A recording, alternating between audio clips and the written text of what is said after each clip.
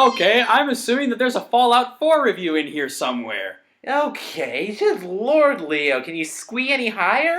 Don't do it! You are tempting fate. If I tried to, I think I'd blow out a lung. And no, that actually wasn't what the squee is for. Oh, really? Oh, The really? squee is for something further and much more momentous. Oh, what is that?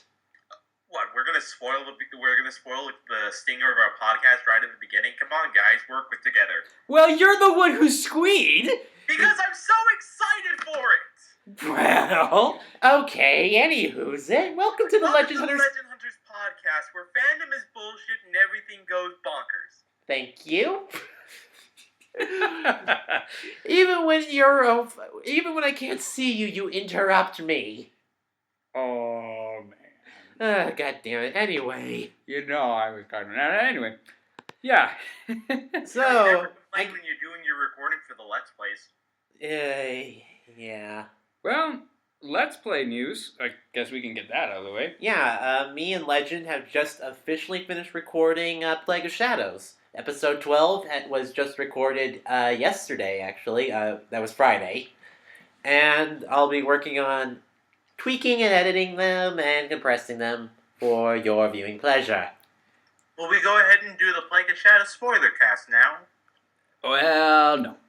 No. I actually gave a bit of a review at the end of the Let's Play. So if you want to hear Legend and Mai's opinions on it, just wait a few weeks, because Wait a few weeks. well, it's 12. Oh, Well, the Let's Play is 12 episodes long. We just uploaded episode 7 on Thursday, so give it about 2.5 weeks for our review. Mm-hmm. And that'll give us a little bit of time to plan our next one. Oh god, yeah, we have no idea what kind of game we're going to do for our next game. I do have some idea of one that would be frigging hilarious for us to do, but I don't think either of us have beaten it. So Yeah, the game is, well, we've mentioned it before, Samurai Legend Musashi.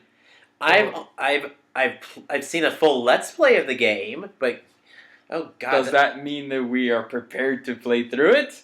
hell no. No one is prepared to play this game. Oh god, I haven't seen that Let's Play since 2009. Jeez. I don't even think that channel's still up and running, and that was one of the first Let's Play channels I used to Did you watch. just get out of high school 6 years ago? Yeah, we graduated in 2009. Oh, So it's been 6 years since you were in high school. Yeah. that makes me feel old for some reason. Well, we did all meet up in high school, 9-10 years ago? Hmm. So, yeah, well, I became friends with Legend 9 years ago. You became friends with Leo much further back. Yeah, but because of the group difference, we didn't get to hang out as often as you guys probably did. Yeah. But anyway, that's wistfully dreaming. That's wistfully reminiscing into the past. How are your weeks, gentlemen? Oh, man. Against my better judgment, against the fact that I have ranted against this game countless times before, against the fact that I still question my morbid curiosity of buying it that day, I'm giving Conception 2 another shot. Are you picking it up again from where you left off, or No, No. he restarted it. restart? Okay. Yeah, for a couple of reasons. Number one, of course, to get familiar with the mechanics again and see if I missed anything that may have made things more interesting. And number two, because I just plain forgot. You forgot the awful and wanted to relive it. Yeah, and a lot of my previous comments still stand. Number one, the male protagonist can go suck on a goat dick. Why a goat dick exactly? Because he's not dignified for anything else. Oh my gosh. He's not dignified, or? Is that a pun? Well, the fact that I've been doing puns in every single upload of Plague of Shadows, I've kind of started to be... Leo, it I is think a we're moment. reaching rock bottom, gentlemen. If I'm learning how to pun. It's not a good sign. It's not. I'm pretty sure you can concoct something up. Oh god damn it, Leo! Oh man. Well, that's going to stir some emotions. Anyway, what else about the game is bullshit or... Well, surprisingly, there were some things that I didn't pick up on, reasons why I actually found myself coming back to the game, as well as reasons why I left it in the first place. So why did you come back? Why don't we start off with that? Why did I come back? The female protagonists. Which ones in particular? Because I think there's 6 of you. There are 6 of them. But I think there were, let me see. No, yeah, there were 6. Yeah, because the 7th is the male one. So there's 6 chicks. Yes. Yes. But the reason why I say that this is one of the reasons why I'm coming back is not because of the sex appeal. It's actually something that, well, if you've played Atlas games, then you know this. Characters are very well developed. They are, and not in the puberty way. Some of them are. Don't get me wrong. I believe Nadika is probably one of the most well-developed teenagers I've seen in my life. But that's not her defining trait. Every single one of these girls appears to have their own little issues, as I've said before. But more than that, they also have histories. There was one point where I was just playing through the game normally, I'm like, yeah, I'm going through the dating simulator, whatnot. And then Atlas bares its fangs, and suddenly the male protag is holding one of these girls in a far-off memory, and she's covered in blood.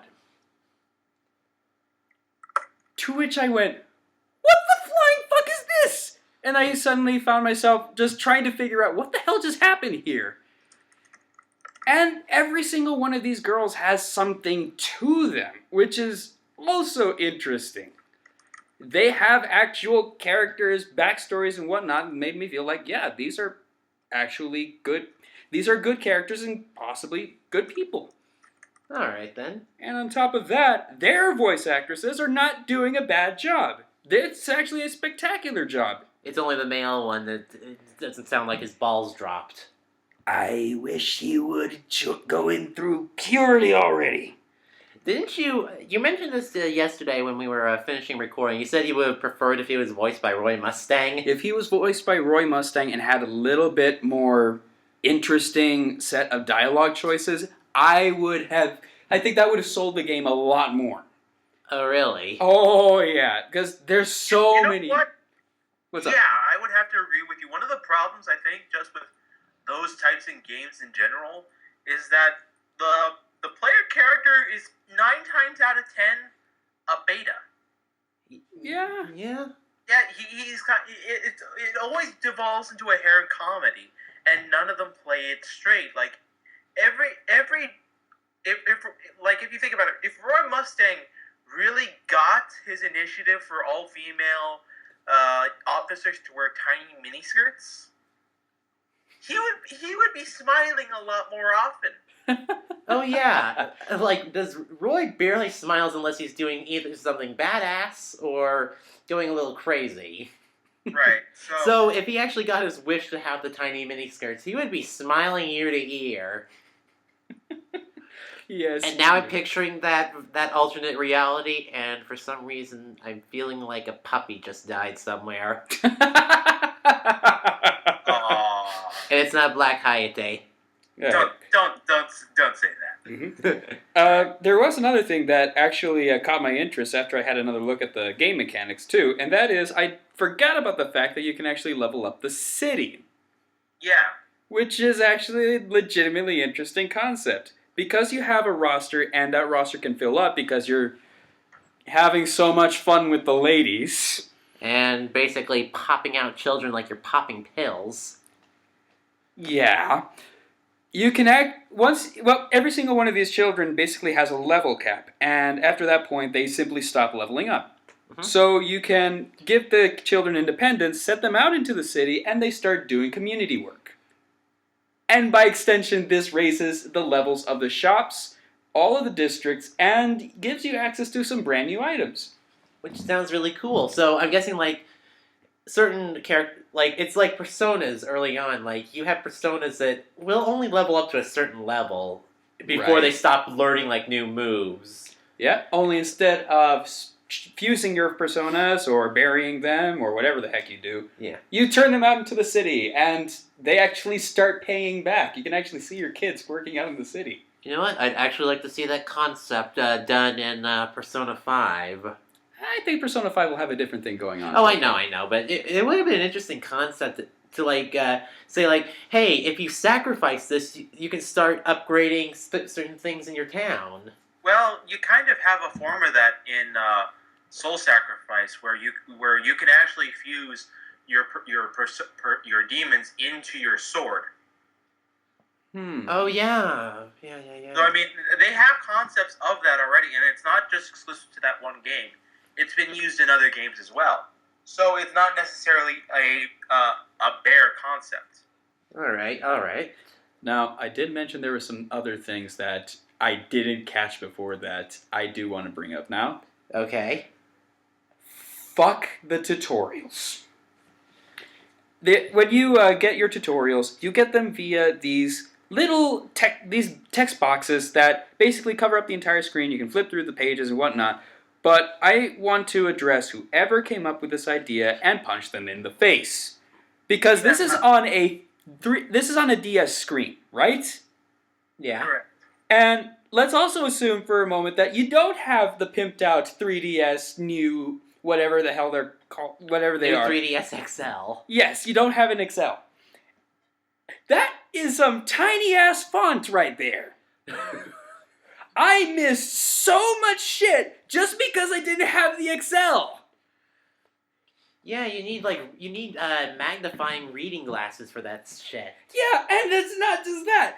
There's tons of these, and they have multiple pages, and there's tons of information between all of the individual pages. It's tutorial hell. Ugh. Thankfully, it's optional, but because I didn't have the opportunity to read them properly, I was fucking up throughout the entire game on my previous file. But now that you've learned, Now that I have a bigger DS and I can actually read the damn stuff, I'm like, oh. that makes sense. That makes a little more sense. It's still bullshit. But how's the combat in the game? The combat, it's reasonable. There's an elemental system where, of course, you have 4 elements: fire, water, earth, air, the alchemical elements. We're back to that. And one does that, one is better against that sort. It's the whole paper, scissors, rock mechanic. And that I originally complained about, but as it turns out, I, in my ignorance, could not figure out that all elements are super effective against none. Oh, really? Yes, which was why every single one of my attacks was landing as a critical hit in the first dungeon. Because every single one... That suddenly makes sense now that I've read the damn tutorial. So, again, the tutorial was big crap. Yeah, I'm giving it another shot. I might give you a better review of it later and see how that turns out hilariously. Let me know when you get at least 50% through the game. I won't know if I've done that much. Well, you can usually get a good feeling for, okay, I think I've gotten about halfway through. How am I feeling about this game? That's usually where my mind starts to go, like when I was playing Tales of Zestiria. I'll tell you, to be honest, I could not find the halfway point for that game. Well, why don't you cover that? Alright, so I guess we're done with your week? Go! I'm giving you the go-ahead, dude. Why don't you finish your week first, Legend, and then we'll switch over to Zero. Well, there's not much else to my week besides losing my mind over the insanity of college, so... Other than that, it's been a pretty ordinary week. Alright, then I'll use that as a waypoint for my week. I hate my university. I hate the homework. I hate the projects that I have to do. Because I am one of the only 2 graduate students in my plant science class, I had to write a term paper. Ooh. Yeah. Oh, god damn it. I hate term papers. I hate them. I hate them. I hate them. I hate them. Don't get me wrong, but didn't you say you were going to go? You were planning on going to the university to teach? Odds are, what I'm probably going to be doing is my plans are either to work in research, like R&D, or like work at a government job to like health and safety inspection kind of thing. Oh, okay. Or I might work as a teacher at a junior college. I was Be going to say, careful with because that. if you're a teacher at a junior college, you have to put up with everyone else's shitty term papers. Oh, Yes. And speaking because my dad reads doctorate level degree papers. It's not fun on the other end either. Oh no. No. So at least you're only having to do it once. Imagine having to reading other people's bullshit multiple times. Yeah. So there you go. At least it's not too bad a paper. It's only 5 pages long, double space. Okay, you don't get to complain then. I have to do a memo that's 9 pages, and understand I have to fit a complex legal issue within 9 pages.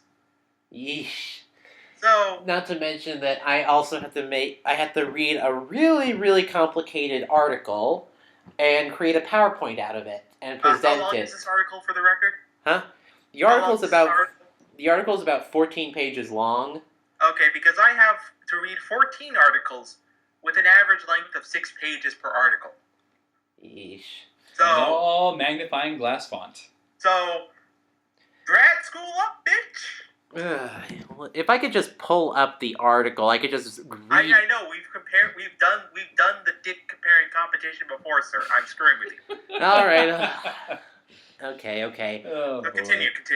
Other than the term paper and the PowerPoint due at the end of the semester, I've got an exam on Tuesday, a quiz on Thursday. Then I'll actually have a chance to actually work on the paper and PowerPoint for Thanksgiving break. Then one more week, and then finals week. So, semester's coming to a close. Other than that, like I said, I've been working on the Shovel Knight Let's Plays, doing the editing, because I am editor-in-chief. Yes, indeed. And, other than that, I was playing Tales of Zestiria. Yes, and you haven't gotten to reviewing that yet, have you? I'm actually at the final boss. You are at the final Damn. boss.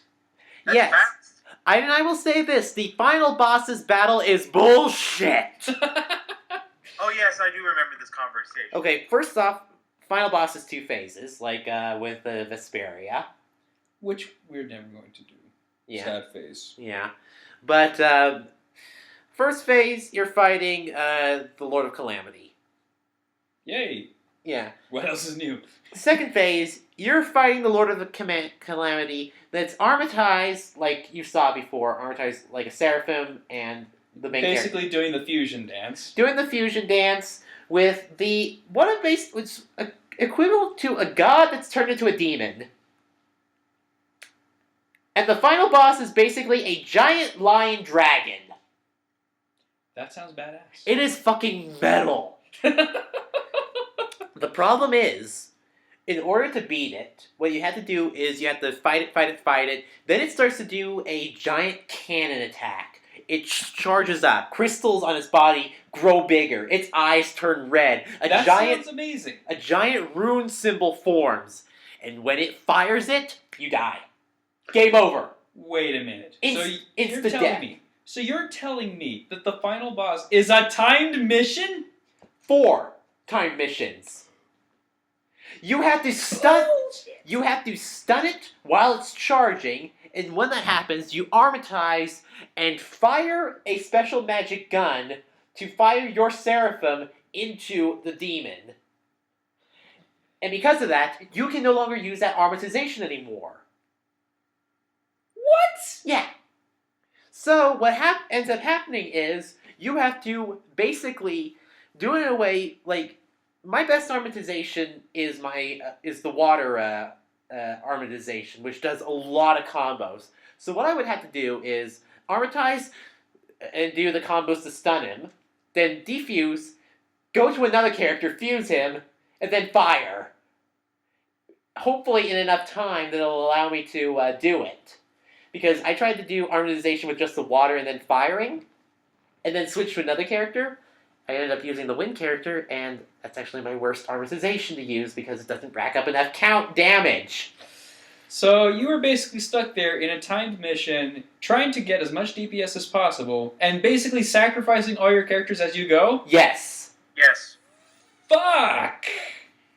Yeah. That is terrible!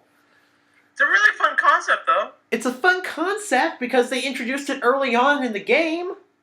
Because you had to sacrifice one of your other Seraphim. But spoilers, a character dies and it gets replaced.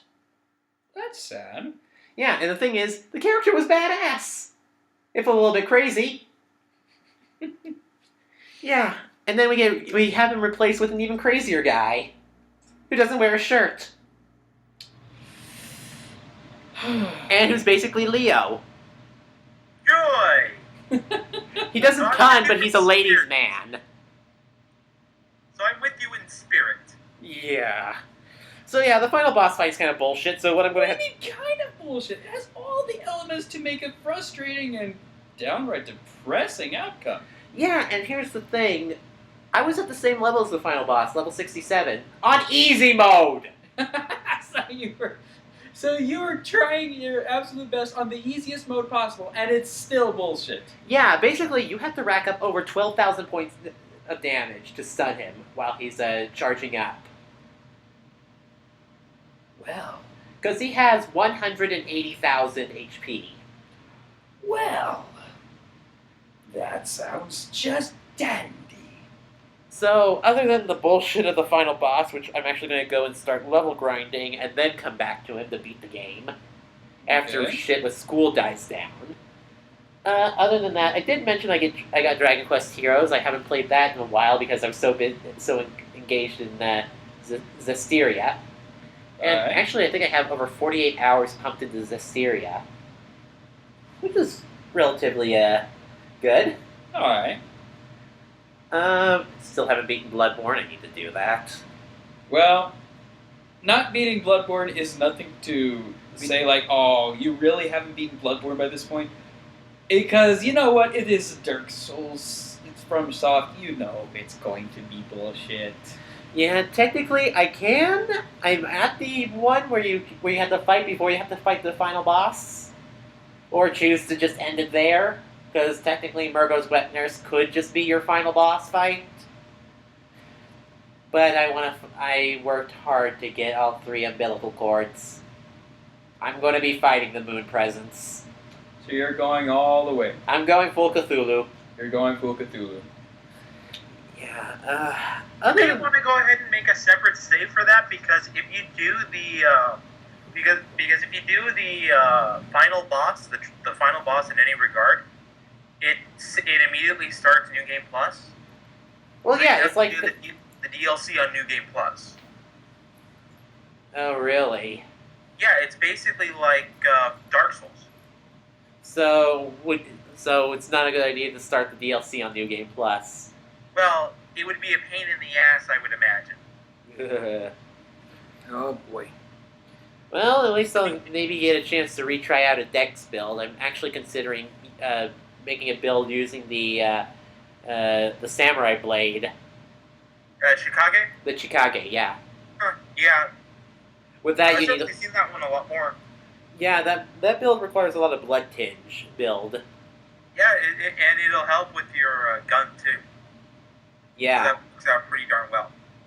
Yeah, so, other than that for me, things have been alright. A little bit stressful because of school, but I guess with that we can go ahead and get started on the news. Well, No, I haven't done my week Leo yet. Oh, derp, derp, derp. Derp, derp, derp. How's it been, Leo? I've been actually really good. I actually got some stuff done. I went ahead and I also finally beat Plague of Shadows on my own time. Congratulations. I went ahead and managed to play some more Dark Souls, a little bit of the Skull of the First Sin. I'm actually enjoying it. They did a lot of remakes for the PS4 release of it. Oh, really? I actually have a pretty better understanding of the system now.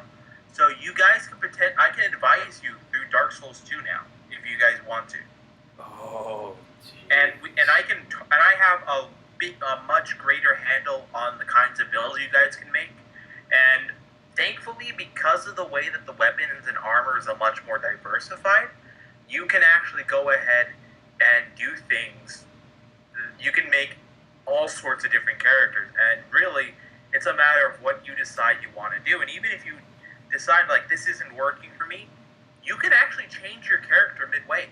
Yeah, because you get something called like a Soul Vessel, which allows you to reallocate your points in any way possible. Yeah. Correct. You just So have I to, believe you can only do that once, right? The only caveat is you have to spend them all. Right. Yeah. You have to reallocate the same amount that you had, and you can never reset your stats lower than your default class. Yeah. Which I'm fine with, honestly. Yeah. I never want to really lower my stats from the default. So. Well, it depends. Like if you started out with a cleric and then realize I don't want anything to do with faith. So things like that, you cannot change so hard that you go against your initial class. And I guess if we're going to do this, I guess I should get the PS4 version of it. Oh yeah, you do not want to play the PS3 version because the PS4 version has the replaced enemies and the replaced items. Oh god, that means we'll be finding a giant red dragon right nearby the fake image of Ornstein. Right, but that dragon is actually severely nerfed compared to where you find it in the vanilla game. Yay! So it's actually not as bad. And again, I can help you through pretty much the entire game up until the secret final boss Aldia, because I haven't actually fought him. Oh, okay. And even then, Aldia is not that bad from what I've seen. So it's more it's possible to beat it on the first run. Okay, so in order to get the secret final boss, we do have to beat the queen. Then we have to go to the other DLC areas. Yeah, I do believe you have to beat the DLC first before you challenge the Nashandra. Oh, really? I think actually, no, you don't. No, you have to beat Nashandra first. Then the Skull of the First Sin appears. Yeah, well, basically, all you have to do is you have to encounter him at 3 points, all of which are on the quest. You cannot miss him unless you purposely don't talk to him. Ah, okay.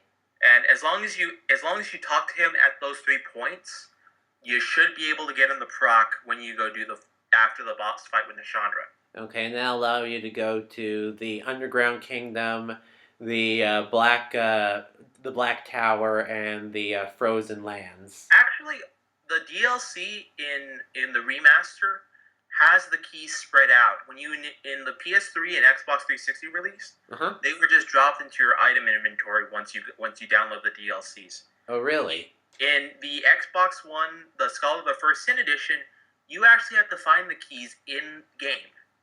Oh, really? Do you know where they are? Kind of. They're in pretty. They're not hidden far out of the way, so you can find them during your adventure. The only thing is that you cannot go to them. It's still recommended to do them after beating Aldia, and because of the way the new game works, you can beat Aldia, Nashandra, get the ending, and then it'll warp you back to the bonfire without proccing New Game Plus. Yeah, I remember that. Whenever when I beat Dark Souls 2 at the beginning, when I did beat the game, it just plopped me back into my normal area, and it gave me the option to do New Game Plus. Right, you just have to be sure not to hit Go to New Game Plus yet. Yeah, that's the one thing I kind of liked about Dark Souls 2. And there's a prompt that will proc when you go ahead and you have that option where it asks, "Are you sure?" Yeah. So, no worries about that. So, Legend, what do you think about doing Dark Souls 2? It will be a giant pain in my ass, but I say that we do it. We're probably going to die a lot of times. If anything, we died a lot in Dark Souls 1. Yeah. If anything, and I'm going to be relying on you as the crutch.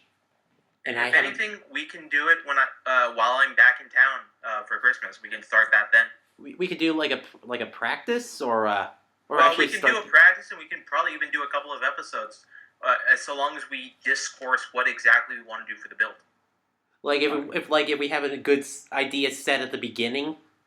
Well, I mean, we can discuss it afterwards, and we can go ahead because there's a lot of it's very flexible compared to Dark Souls 1, and there are certain stats that and again, you can always change your minds, and we can have multiple setups ready to switch to. All right. So it's very flexible in that regard. It's not as choosy as Dark Souls 1. Okay, but for this, it would just be like you would join in for like maybe the first 2 or 3 episodes. I would set you the foundation, explain the changes to Dark Souls between Dark Souls 1 and 2, and then basically get you on the right course to do it. And then if you guys get stuck at certain places, I can advise you on how to get around it. All right. Because I pretty much know the only enemy that I'm not familiar with is some of the Skull of the First and Only enemies, and the final boss, Aldia. But outside of that, it's pretty much the same game. Okay, and oh god, I'm just having flashbacks to some bosses from Dark Souls 2, like the 3 tall knights. Oh, the beanpoles? Yeah. Oh, those were fun. Oh yeah, you fought them, didn't you? I actually did beat them too. Yeah, they're a pain in the ass. I'd recommend you get one dead first, and then try to lure them up and just kind of circle around.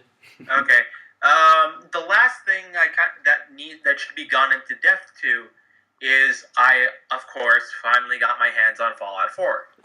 So what are your first impressions? Okay, so the biggest thing about Fallout 4 that I would say that's changed is that combat-wise, it's more like an FPS than it's ever been before.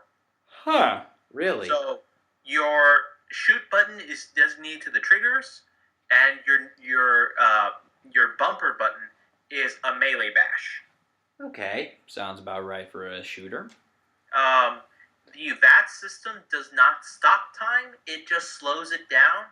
You can still get hit, but you can now choose to use your criticals at a given notice. It's essentially a super meter. Okay. So you do damage to enemies over time in VATS, and it builds up a critical gauge. Okay. And then when you're going to pop it, you select an attack, you confirm the attack, and then you press square or your X button on your Xbox One controller, and it triggers the critical attack, which does more damage. So overall, it's smoother? It's smoother. It's the shooting feels nice and tight. The real big thing that I'm enjoying is the world building. Oh, really? Like building your own base and stuff like that? Yes, there's settlements that you can build, which was one of the high points Fallout mentioned back when it was announced last year. And one of the more interesting features of it that I found, or not last year, back at E3, one of the best features about it is that you can also create your own weapons and armor. That is cool. Yeah. And there's a lot of options for those. Yeah, I remember seeing the trailer for that, and I was thinking, like, okay, there's probably over, like, 1,000 different combinations of guns from what I can see. Yes, there are. And progressively, as you go through the game, picking the perks that let you access the character development, lets you go ahead and build different types of weapons. So, oh god, I'm just realizing that the mod community is going to have fun with the customization of weapons. Speaking of the mod community, the mod community has already started working on the nudity mods and started adding in features such as because this takes place in Boston, they had to put some authentic Boston Red Sox uniforms into the game. That's pretty fantastic. So yeah, you can go. There's everything. You can craft chemicals. You can craft food. You can craft weapons. You can craft armor. You can customize your power armor suits. All of those customizations come with in-game benefits. For example, giving your power armor a certain paint job will make it, for example, more resistant to fire attacks or give you stat upgrades that way. Okay. Quick question. Yeah. Does food actually matter in this game? Okay, food actually does matter because number one, everything takes time to heal. There is no insta-healing on stim packs or anything. So there's no scarfing down a cheese wheel like in Skyrim to heal your HP. You can, but if you get hit with one powerful attack, you're dead. Okay. In Skyrim when we had the eat 20 cheese wheels to gain full health, that actually can't be done viably. I mean, you can get away with it if you have enough health before the hit comes in, but if you mistime it, you can still get killed. Okay. Secondly, cooked food gives you way more benefits than uncooked food.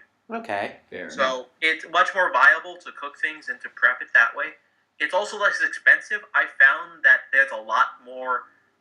They fixed the money problem in Fallout, which you don't walk around with bags of money and try to find a merchant. Oh, really? Because you may think you have a lot of stuff, and then you see some of the prices on it, and like it really sets things back into perspective. Oh God, don't remind me. Fucking Skyrim's money. Yeah, so they've gone ahead and made it much more. They made it so that way your money is worth it. It's also surprisingly more difficult. Really? I don't know whether it's the fact that the gunplay is a bit more focused on the gunplay in combat, which is something I'm not used to, or whether or not it's because the damage actually matters quite a bit. It could be that. They could be taking twice in the beginning sections, which is something I normally don't do. Hmm. And it wasn't from doing stupid things like, I'm going to go into the clearly dangerous option. No, I died progressing the story as you should be. Sounds like they took like a note from Dark Souls almost. I kind of want to say it is, because there's points where even when you're armored up beyond belief, that there's still the threat of death. Well, yeah. It's still very easy to die. So I mean, I not would very say, easy, but I would say the threat is still there. Can I say something? Yeah. In real life, if you had power armor like that, you could find a way to like shoot through like a gap in like the joints, and it would hurt a lot. Well, that's the thing, is that yes, all the technology would be right, but the deal is that we're talking about this from day one. We're not talking about this from high-level enemies who would clearly have the training. We're talking about this from regular mooks. Well, I played Fallout 3 and I died to a fire ant. Yeah, but that one is a bit different because Fallout 3 specifically does that to you as part of the gimmick to get used to using bats more. Okay. So there are trade-offs. There's also the inclusion of a sprint button, which instead of using your time-stopping action ability that way, you can just use it as a sprint function. Huh. Okay. Again, another mod that Bethesda saw and like, we should implement this. The biggest thing that I should want to mention is that back in Fallout 3, the writing was high quality because of the fact that they often had that there were one or two storylines which had actual like win-lose situations. Mm-hmm. It wasn't this is good and this is bad. There was actually debating on the moments of humanity, and that writing has come back. Because there's one of the quests that I did, which I'm going to keep to a minimum for people so that they can enjoy it, involves you going to a cult-like community and then finding out the cult has reasons for being the way it is. So it very much goes against the norm, and it certainly has much more depth to the writing. Yeah.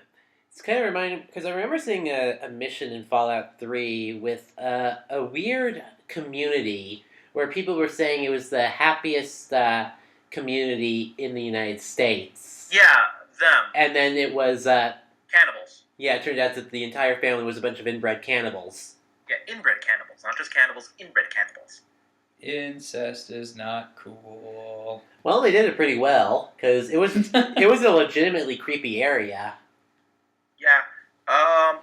Generally speaking, my only complaint right now is the fact that the loading times are a bit egregious. Well, I'm pretty sure they'll patch that. I'm pretty sure that'll be patched eventually, and I'm having this. I had two glitches while I was playing. The first was that when I played, at one point my weapon turned invisible, and I had to drop it and pick it up in order to switch to other weapons. Oh man. And the other glitch, which I haven't been able to find out why it's happened, was that I set the game dialogue to subtitles. Okay. the subtitles would for whatever reason flash on the screen and then disappear. So I haven't found a fix for that, and I don't know whether that's something I did or whether that's just the game. But the general consensus is that Fallout 4 is supposed to be played in short bursts, because the longer you play, that's when bugs start appearing after the 3-hour mark. Oh man. Oh my god. Didn't another game do that before as well? Pretty sure there's plenty of games that do that. When you Bloodborne played, had that too. yeah, if you played Bloodborne for too long, loading screens got too long, and there were some glitches happening. Well, loading screens got too long, and enemies' patterns became simpler. Oh my god. Oh yeah. If you left it on for For 7 hours or something like that. I could have used that glitch for fighting Dark Beast fucking Parl. Seriously, fuck that boss fight. Coulda, shoulda, woulda, but Yeah. didn't. Yeah. Okay, that covers my week. Well- We all ready to begin with the podcast proper? Let's begin it proper. 40 minutes in. Jesus H. Christ. Anyway, let's go ahead. Let's get a move on. We're taking things a little too Hey, leisurely. we all had our own mini game reviews to go over, so don't worry about it. Okay. That's true. That's true. All right. So first off, douchebag of the week, Activision Blizzard. Before we move on, I completely forgot this factoid of the week. Factoid of the week. Okay. For a minute there, I thought you cut out for a second. Fallout 4 is so popular that Pornhub is losing. Notice a significant loss in viewership.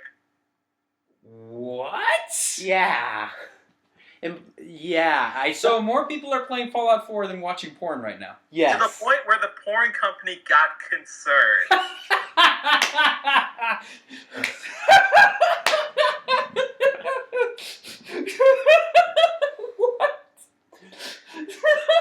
Yeah, I saw Alpha Omega Sin's video on this, and I was like, bravo. Just bravo. Way to go, Bethesda! You are the real life equivalent of destroying the porn. Another thing that I saw is that people... Specifically, Pornhub said that they noticed a 10% drop in traffic starting on November 10th. Oh my god. Good Lord Almighty. I would also like to mention that I kept hearing news game articles saying that Black Ops 3 was supposed to be the greatest game of the year with the most people buying and playing it. And then I immediately see the Steam overall stats compared to Fallout 4. And it's like 10 times more.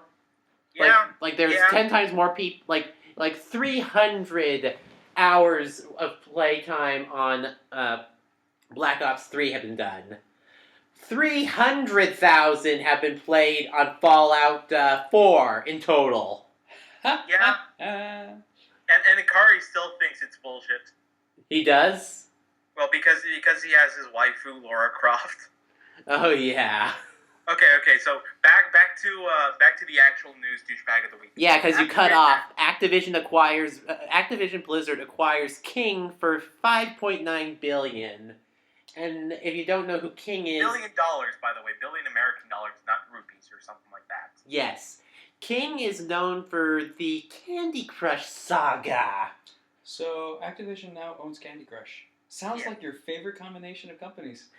It sounds like Satan had sex with Hitler and created a devil child. That won't happen until Ubisoft and Konami mate. Ooh, shots But I'm fired. kidding. Okay, but yeah, so Activision goes ahead and buys King for nearly $6 billion. Oh my. And what the hell are they gonna do with it? Absolutely nothing. Well, we have no idea yet because it just happened. But the idea here is that it seems to be just a investment buying, as in they just want them so that way Activision and Blizzard can make more money and not necessarily use King's horrible business strategies. But then again, horrible business strategies kind of like each other. So Well, that might be why Activision bought King for $5.9 billion in the first place. By the way, buying a company that's just known for making one game and repackaging it several times doesn't sound like a sound strategy when you're buying it for $5.9 billion, which I'm pretty sure the company hasn't even made that much. Technically, they've made 2 games, but it's not really worth going over considering the fact that they're still both. And I should mention that Candy Crush Saga is a Bejeweled clone. Which, if I recall, Bejeweled was a clone of another game earlier on, in like the 90s. So literally, Activision bought a clone of a Bejeweled clone for $5.9 billion. Is it me, or can I hear an economic bubble burst? Let's not go that far yet. Well, you're our future economist. And yeah, but the deal... But, I mean, this has been going on for years, where we've seen that AAA game companies are trying to make as much money as possible on one game, or by making them big rather than making them smaller and selling multiple, which is what the indie community is doing. So it's difficult to say. This is more of an evolution in the market than a bubble, because not everyone's doing it all at once. Well, I'm not just talking about Activision buying King. I'm also talking about like certain Google buying like a Snapchat for like so much, for like hundreds of millions of dollars when it's not even worth that, and other big conglomerates buying other apps and Facebook wannabes for like what billions ends of up happening dollars. is either one of 2 things: either it becomes so big that the government has to intervene to prevent a monopoly, or it naturally collapses and they dissolve into multiple smaller companies. So it works like a tree. Either it falls down naturally because it's so top heavy, or it gets chopped down by big business, or by the government. So yeah, either way, it's going to sort itself out. But in this situation, it's not. I don't think it's going to hurt consumers. Well, actually, you used the tree metaphor. I'm just picturing big business cutting down the tree and then going to end up hurting them or a nearby lumberjack, a.k.a. gamers. Well, it depends on whether or not Kesh is around to yell timber. Oh, man. All right. So what else is on our plate Let's talk about happier news. Let's talk about happy little trees. Oh, yes, of course. Twitch is now streaming Bob Ross. Well, so here's what happened. This past week, Twitch streamed all of Bob Ross's The Joy of Painting, the entire series as a whole, for 9 days nonstop. Wow. And at the end of the 9th day, after getting 5.6 million total views for Bob's painting, they're going to go ahead and bring The Joy of Painting to Monday nights from 3 p.m. to 9:30 p.m., which each Monday will feature one season, all 31 seasons, which will go through 7 months.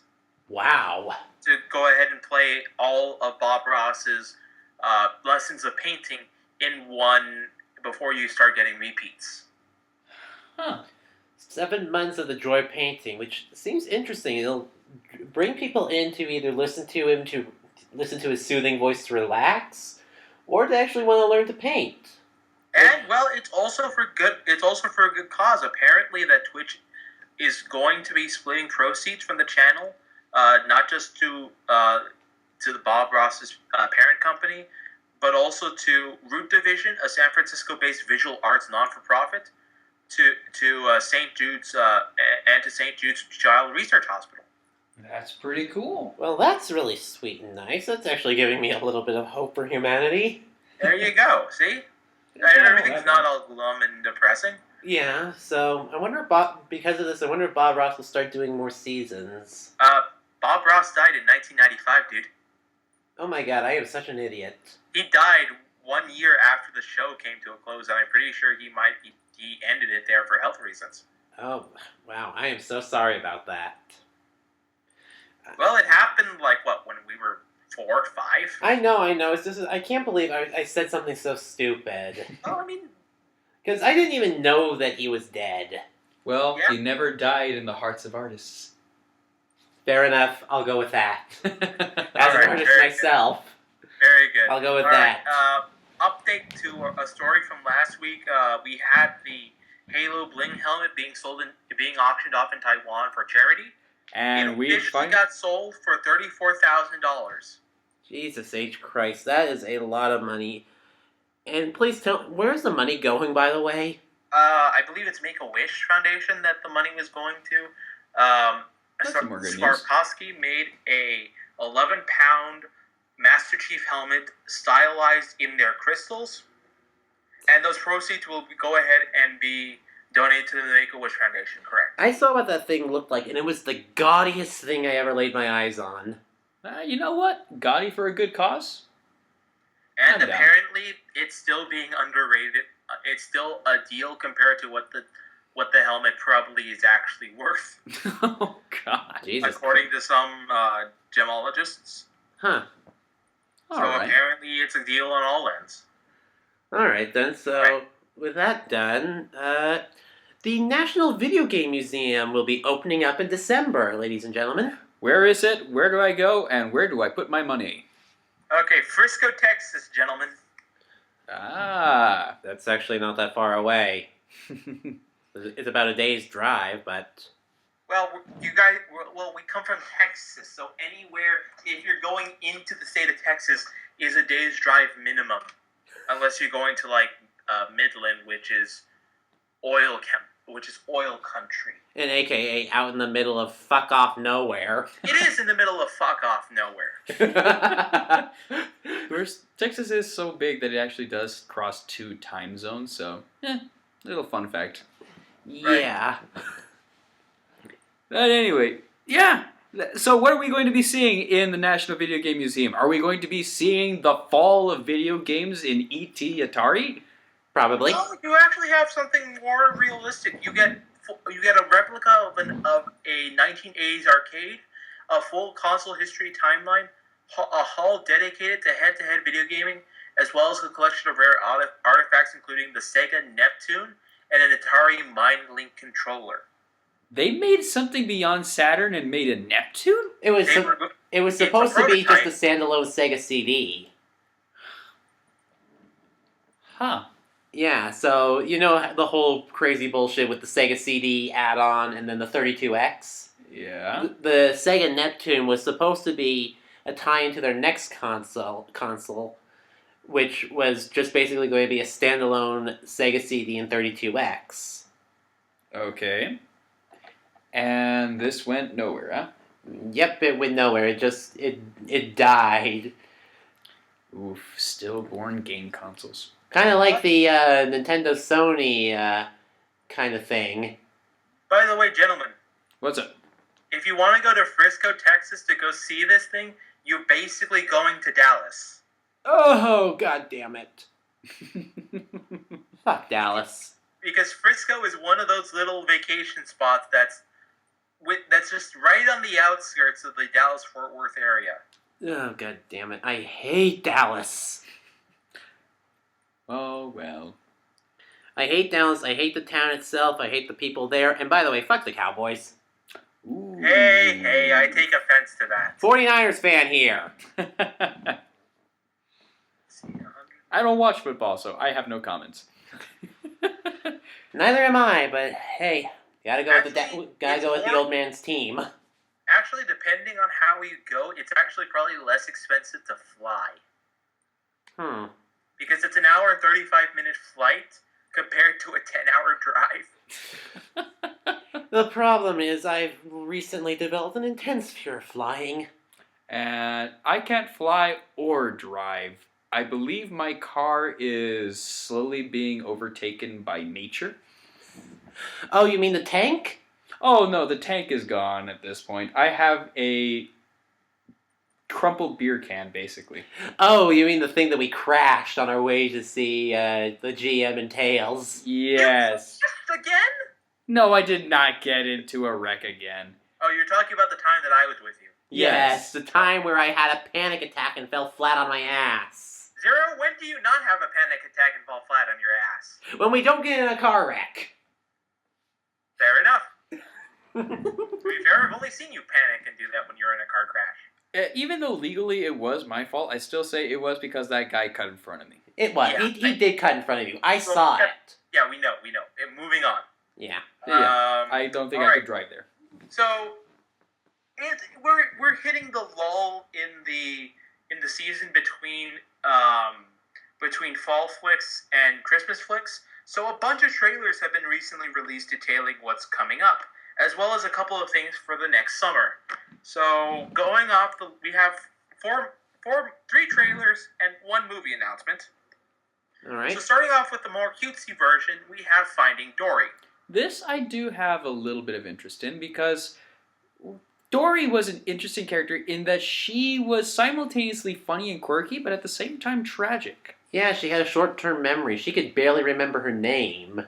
And that is terribly depressing. It makes me wonder if she had like a head injury when she was younger. Well, that's kind of what Finding Dory is about. So after the events of Finding Nemo, Dory now lives in a house adjacent to Marlin and Nemo because she can't live in the anemone. Yeah, that would be deadly. Yeah. But she lives with them now, and recently she's been having sleep swimming dreams. I think that's the best way to describe it. But basically, she's sleepwalking, and she's starting to have dream sequences about her prior life, prior to the events of Finding Nemo. Oh, so we'll actually get a bit more history about her. So Finding Dory answers that exact question that Legend was talking about. Why is she like the way she is? Yes. So nothing is released outside of that. I believe Ellen DeGeneres is returning to the role of Dory. Okay. Okay, so she'll be funny.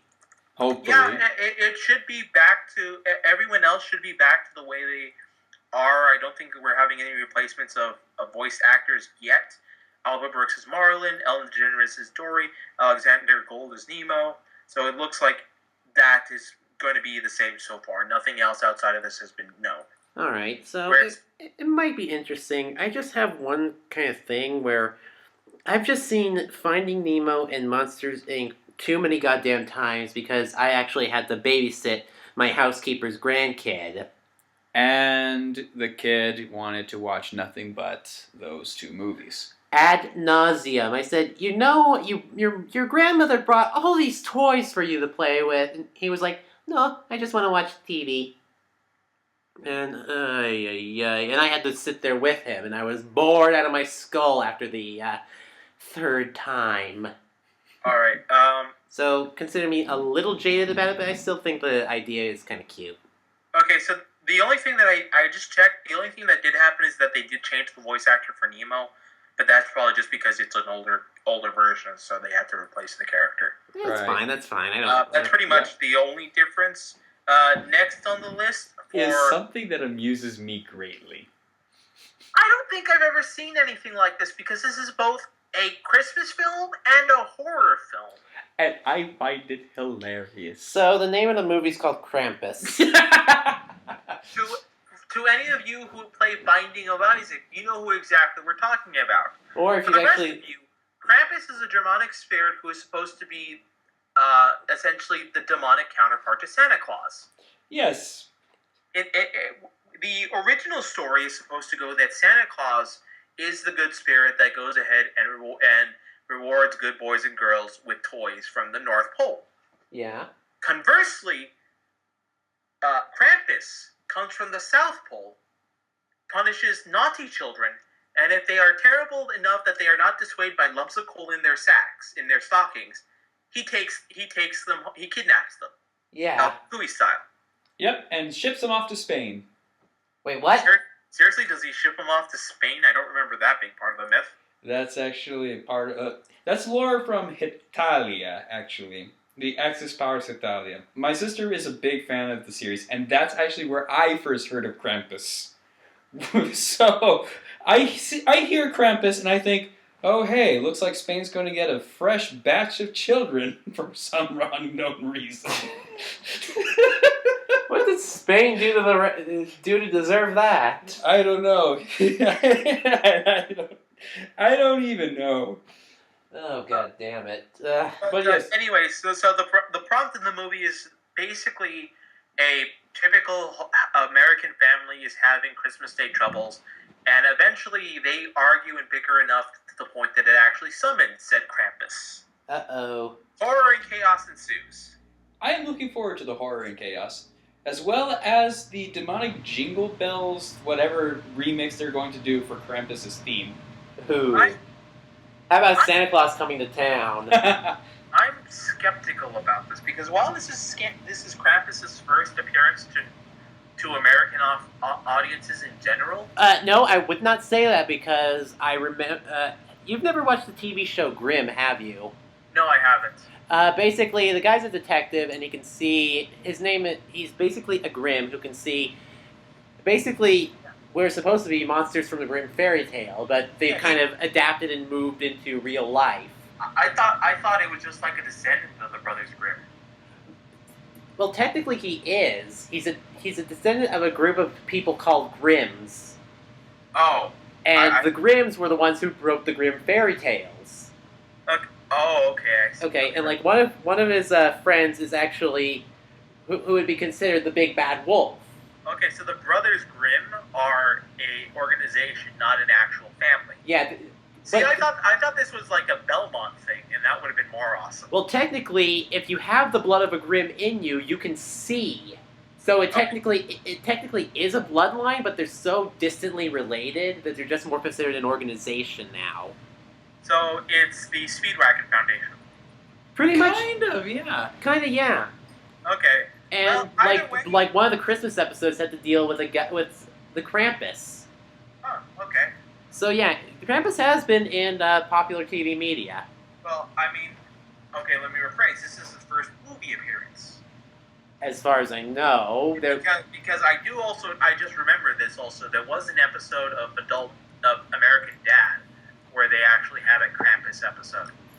They might have had a Krampus movie before. It might have been like a more a tour film, maybe. And like I said, there's also we first met, at least you and I, Zero, first met him in Binding of Isaac. I think so. I don't know if my viewing of Grimm was the first time I saw it, or if Binding of Isaac was. I don't remember which one. But either way, we're looking. That's coming out this Christmas. All right. Next on the roster is the Warcraft trailer, and this is Warcraft, not World of Warcraft. So this is literally the game that became World of Warcraft, yes, but turned into a movie. This is the original real-time strategy Warcraft game, which just focuses on humans and orcs. That'll be interesting. I kind of wonder how it'll play out. I've never been a fan of Warcraft, even when I was younger. The RTSs and MMOs, I cannot play. Sammy keeps trying to get me to play MMOs with him, and the thing is, I'm trying to get him off of MMOs. Right. So we can focus on his work and focus on the commissions he's owed for almost a year. I guess we could call that a shout out. Yeah. But certainly of the things that make this interesting is just the scale that it's being held on, and no doubt for a lot of older gamers, older than us, they will probably love this a lot more. Although I must say, I really like the universe that it is, and it makes me want to actually go and learn about it. All right. Because keep in mind, Warcraft is a much simpler world compared to World of Warcraft. All right. Okay, that'll be interesting. That's pretty much it. It's set for a June 10th release date, so it comes out, I think, almost either a week or a month before Finding Dory. All right. So that'll be interesting. Will I have the money to watch them? I hope so. Okay. The last movie-related thing we have here is Fantastic Beasts and Where to Find Them, which is the next Harry Potter-related movie to come out. Yes, because the franchise will not die. Yeah. And I say Harry Potter related because Harry Potter himself will actually make no appearance. If I recall, doesn't this take during the 1930s or 40s in the United States? Well, The 20s, the if style you're thinking looks Mafias. like it's from the 30s and 40s because that's the way the wizards dress. Okay. The actual timeline is yet to be determined. Keep in mind that when Harry Potter officially defeats Voldemort in 1997 because of the opening statement from J.R. Rowling at the start of Sorcerer's Stone, I began at the close. Okay. So the story ends officially in 1997. Okay, so the whole time This this was... takes a number of years prior to the start of Harry Potter's story. Since Harry Potter is about 18 by the time he actually does this, And then it does a time skip 10 years later, so the final battle with Voldemort takes place in 1987. no. When did Harry Potter originally come out? Legend. I want to say 97. Well, didn't you say that it was 93, maybe? I don't know. I don't remember. I'll have a look. Harry Potter. I'm looking it up already. I've already got it right around here. So it was released 98 in the United States, 97 in the UK. Okay. There we go. Okay, I was a little early on that one. Either way, around similar time frames. So 1997 is when everything ended or began in the Harry Potter universe? Ended. I began at the close. So Harry Potter defeated Voldemort in 97. No, because at the end of the movie there was a 10-year time skip. And it's okay. Fine. Let's say that it started. Let's say that that the end includes the 10 years time skip. Then that still only leaves about 18. That still puts in the realm of the 70s. Yeah. Which still I don't think fits with the fashion sense. But anyway, that's beside the point. The point is, it occurs before the events of Harry Potter. All right. Yeah, So, we can let true crazy fanboys figure out the timeline. yeah. So the focus of the story is going to be on the author Newt Scamander, I think his name is. Newt Scamander. Newt Scamander, who is the author of the Fantastic Beasts and Where to Find Them book, which was the curriculum used to teach the Magical Beasts course that Hagrid taught. Oh yeah. Actually, no. Given that I'm a Harry Potter nerd, Hagrid used the living version of that book, which is the Monsters Book of Monsters. That other book was actually, I believe, used into the first year's set of books. Yeah. Okay. Oh yeah. I believe as part of Defense Against the Dark Arts. Oh, okay. No, or was that in the second movie because of the spiders? I don't know. It feels like Harry has kept a good hold of this book and just uses it as a reference for every time some shit goes down. That's true. So, it's kind of hard to tell because it's been so long since I've seen the movies. But generally speaking, that is the gist of it. So it basically is a realm. It's a universe expander movie, Which I kind of find interesting because I always like expanded universe kind of stuff. And it also gives us the opportunity to not only look into a lot of different world monsters, But also see what the Wizarding World looks like in different areas. like America. Yeah, because that's where it's taking place. the central hub of magic in the UK is the Ministry of Magic. But in this universe, it's something along the lines of a magical congress. Let's hope. Okay. I wonder if they actually managed to pass laws better than ours. Okay, so I just found I just looked on the Fantastic Beasts and Where to Find Them book. Uh-huh. The book was initially released for us to read in 2001. Okay. And apparently the history of the book says that the first edition was commissioned in 1918 and wasn't published until 1927. Ooh. So we're talking about early 1900s. So potentially this could take place in the Roaring Twenties for all we know. Because this could be the adventure of how he's writing the book. Guys, are we about to see the advent of magical gangsters? Possibly. But wait, gangsters really didn't start appearing until the 30s and 40s during Prohibition. Yeah, but the Roaring Twenties was typically when the fashion sense came about. That's true. And keep in mind, the 20s inspired the most famous playboy of them all, Jay Gatsby. That's true. So, Oh God, what if Gatsby was a wizard? well, there is a theory. There's a theory based on the movie versions of Titanic, of Titanic and the Great Gatsby, that Jack didn't die at the end of Titanic, and that he survived and ended up washed on the shores of New York, and started life anew with the money that he got. Oh yeah, because technically Jack would have been alive at the end of. Because the age lines up, it would explain why Gatsby has a fear of swimming pools, and it explains why he's fantastically rich with no explainable reason. That's holy crap! That would kind of sync up. That's kind of creepy. But it only makes sense in the movie universe Because of Leonardo DiCaprio. has played both roles. That's the only reason this is a theory to begin with. Oh man. Well, it's still a nice idea, but it kind of syncs up if you look at it like that. Right. Anyway, Movie, I think it's also due for a 2016 release date, or maybe not later. yeah, a lot of things are coming out in 2016. Oh yeah, we'll be getting to the big stuff. I will say, overall, Fantastic Beasts. I am looking forward to the ride. Yeah. Yeah. This is supposed to be a 2016 release. Pardon me. All right. So, Okay. last thing on our list before our big list is, Good God, the big list. Alright. is the Indie Horror Corner. Indivisible, which is a game that Legend had talked about as the prototype before.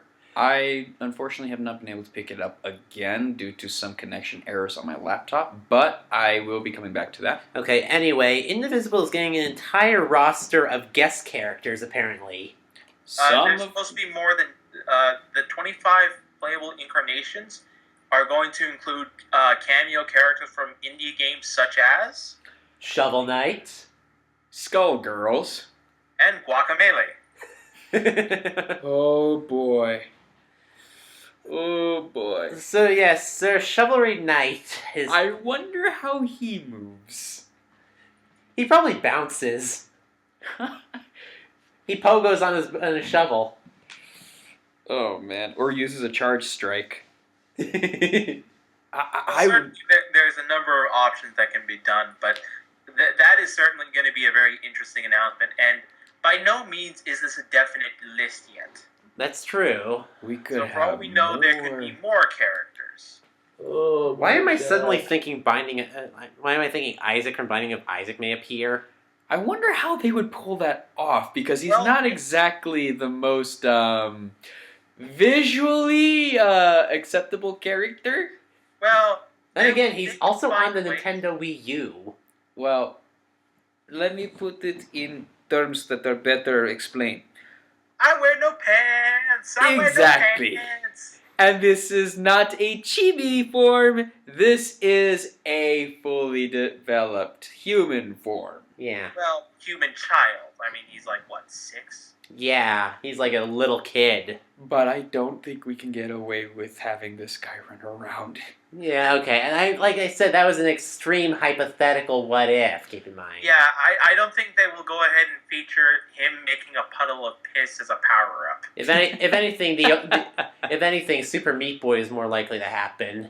Probably. Maybe. Actually, I think Dr. Fetus is more likely because having drop bombs all over the place would be hilarious. Oh my god. Ay. Okay, alright, everyone deep breaths.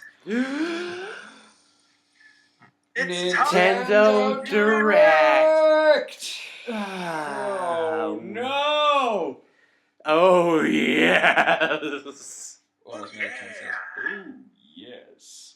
Holy shit! So Thursday was Nintendo Direct. It happened during one of my classes, a class that I gave As soon as I no got out fucks of about. class. Huh, Leo? It happened as soon as I got out of class. I I'm glad I was came back home when I occupied.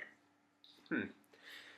Okay, so So where do we start? well, let's just go in order of how it went. First off, The Legend of Zelda Twilight Princess HD for 2016. This is a game so near and dear to my heart that it is soul renewing to see it in an HD format. I've seen a comparison of the HD to the original GameCube and Wii versions. The GameCube version, I realized, was very blurry.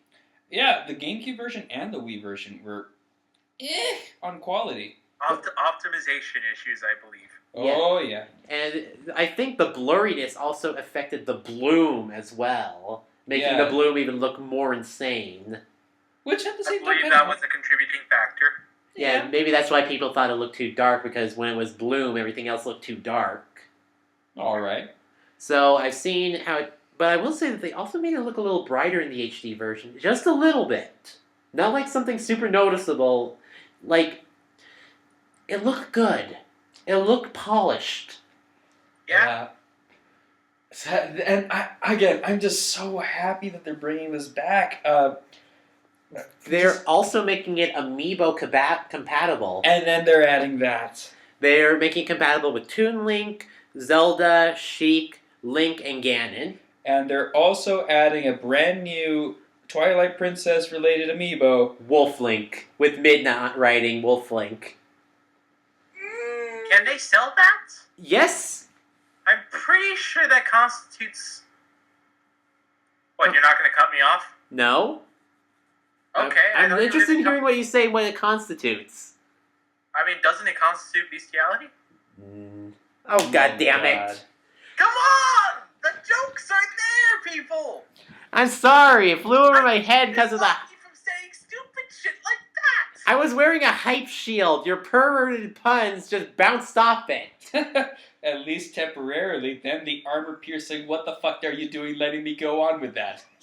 Exactly. Yeah, but anyway, they have a Wolf Link amiibo, and they're bundling it with the game, which I pre-ordered. You're making a lot of pre-orders, because that's just at the top of the list of things that they've got coming our way. Oh yeah, there's a lot coming our way. So, the next thing on the list was the Den of Trials DLC for Triforce Heroes. Basically, wet your pants mode, I believe. Yeah, like a special dungeon with, like each area was like four stages. The special dungeon's 30 stages. How'd you kiss, how'd you wives, how'd your husbands, because this is going to be Rape Fest all over again. Yep. When they You introduced... just make that joke? I am sorry, but yeah, I played the Four Swords Adventures on the 3DS, the one that they re-released, right? Right. Yeah. And that came with its own hard dungeon. And that thing had some insane platforming, some insane puzzles, and some insanely difficult enemies and insanely difficult patterns and methods of fighting, as well as in insane numbers. Now pair that with having to control 3 links. Now I know what it feels like to be Zero. What? Ooh-wee. Because I cannot get a sentence in. I was Oh, going to say, didn't the three of us play Four Swords at one point? Yes, Yeah. we did. And didn't I we showed try you doing it on that. a hard mode for some stupid reason? Yeah, by your guys' request. How far did we get, I wonder? I think about 4 stages. No. Out of how many? I think we only covered, like, maybe 1/3 of the first stage. Oh, right. Jesus H. Christ. Because we got through a few different screens. And then the bullshit of the stage basically killed us entirely. I think it was, Right. I kept dying. All of us kept dying. Ugh. I barely hung in there by the skin of my teeth, and then I died as well. So, Alright. okay, Leo? I was going to say, it also comes with 2 unique costumes.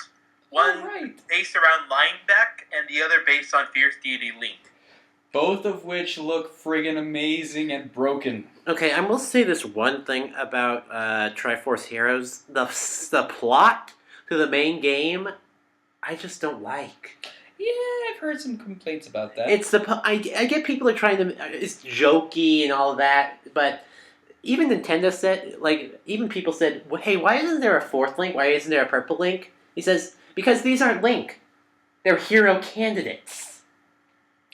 What? Yes. The green, red, and blue Links are not Link. They're hero candidates. Who just look like Link. Yeah. So they might as well be Larry, Curly, and Moe at this point. Yep. And it's just, I oughta. and the game is just basically cosplay! And go with that. The final boss, spoilers by the way, the final boss is just an old lady fashionista. Well, And her final form is just her in a really fancy dress. Well, it's literally cosplay, considering one of the costumes is Link in a cheerleader outfit. Purple frilly skirt and pom-poms included. And I've seen some really perverted fan art of that. I don't want Oh, to shit. Yeah! I don't want to know. What is on our list that is healthy and wholesome for next thing on our list is Pokemon Super Mystery Dungeon comes out November 20th. And they announced that you can actually befriend and form an interaction with every single Pokemon. Every single known Pokemon, 720. Plus. And you can interact with them all via the PokeNet. Yes, which is basically this giant Constellation thing. of thousands of different connections. Reminds me of the relationship tree in Xenoblade Chronicles. Kind of, yeah. It was really kind of nuts. Yeah, and it's going to be back here in Super Mystery Dungeon, which is including some new features such as team attacks. Yeah, that looked really cool. Well, technically, older games had team attacks, but it's more like... But I've never seen it in a Pokemon game. And this will include some brand new means and strategies, because there are ways to move around tactically inside of the dungeons. Yeah. But now they're including team attacks as one of the tactics. Correct. Which is friggin' amazing. Alright then. Splatoon got several updates the day of and the day after the Nintendo Direct. Yeah, so the day of the Nintendo Direct, they announced a whole bunch of new costume pieces and I think some new weapons as well. Well, specifically, I believe that the main attraction were the stages. Well, yeah, they announced that yesterday, Museum de Alfonsino was put up, which is a giant museum area with a bunch of rotating platforms. And features art from all around the world. And even Miiverse posts. Squidified. Yeah. Which is awesome. Though there are a few things that I heard about this that kind of amused me for whatever reason. Zero, you mentioned that some characters from Undertale are actually banned from this area, right? Well, what happened was there was a Miiverse post in Splatoon where Sans was like, "Oh my God, Sans, is that a kid?" And then Papyrus is like, "Actually, I think that's a squid." Oh, you I think you put those characters around. No, I didn't. I said Papyrus.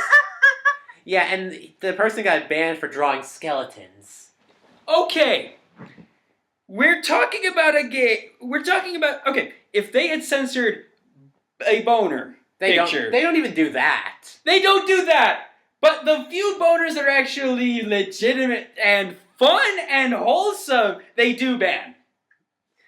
Well, I wouldn't say... Skeleton's too spooky for Nintendo. At least that's what I recall happening. Don't quote me on that. But Bullshit, man.